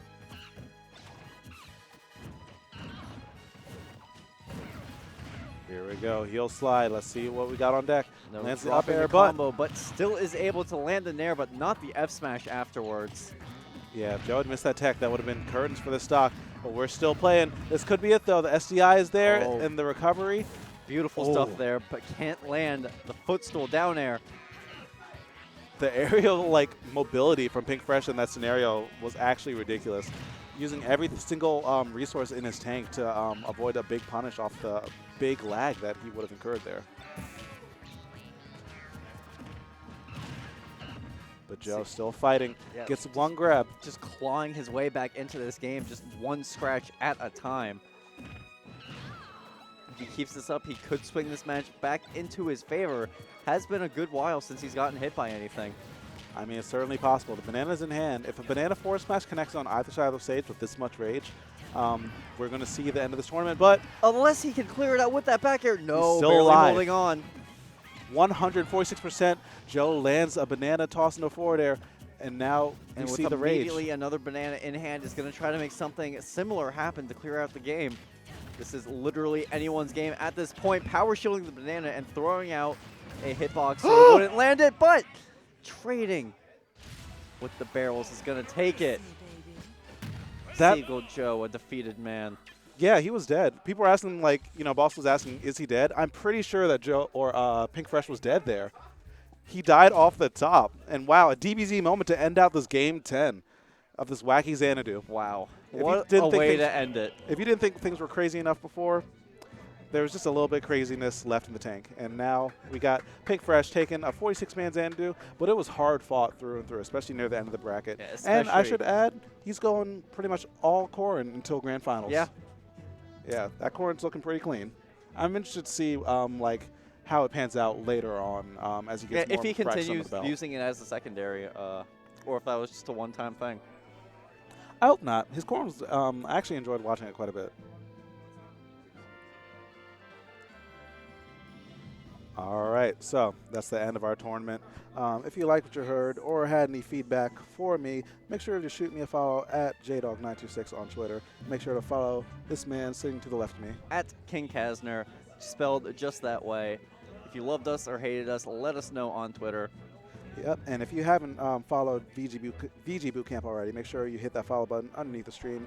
Make sure you follow them on Twitter at VG Bootcamp, and make sure you tune in tomorrow night at 7:30 for more Smash action in the form of Super Smash Bros. Melee, and Thursday for the FGC Nights. But it has been a pleasure and privilege to cast for you all. I hope you all have a wonderful night, and if you do not come around for those other games, please sure to come back next week for Smash 4 on Tuesdays at Xanadu. All right, and that'll do it for us. Make sure you have a great night, everybody. Have a good one. Take care. Thank you.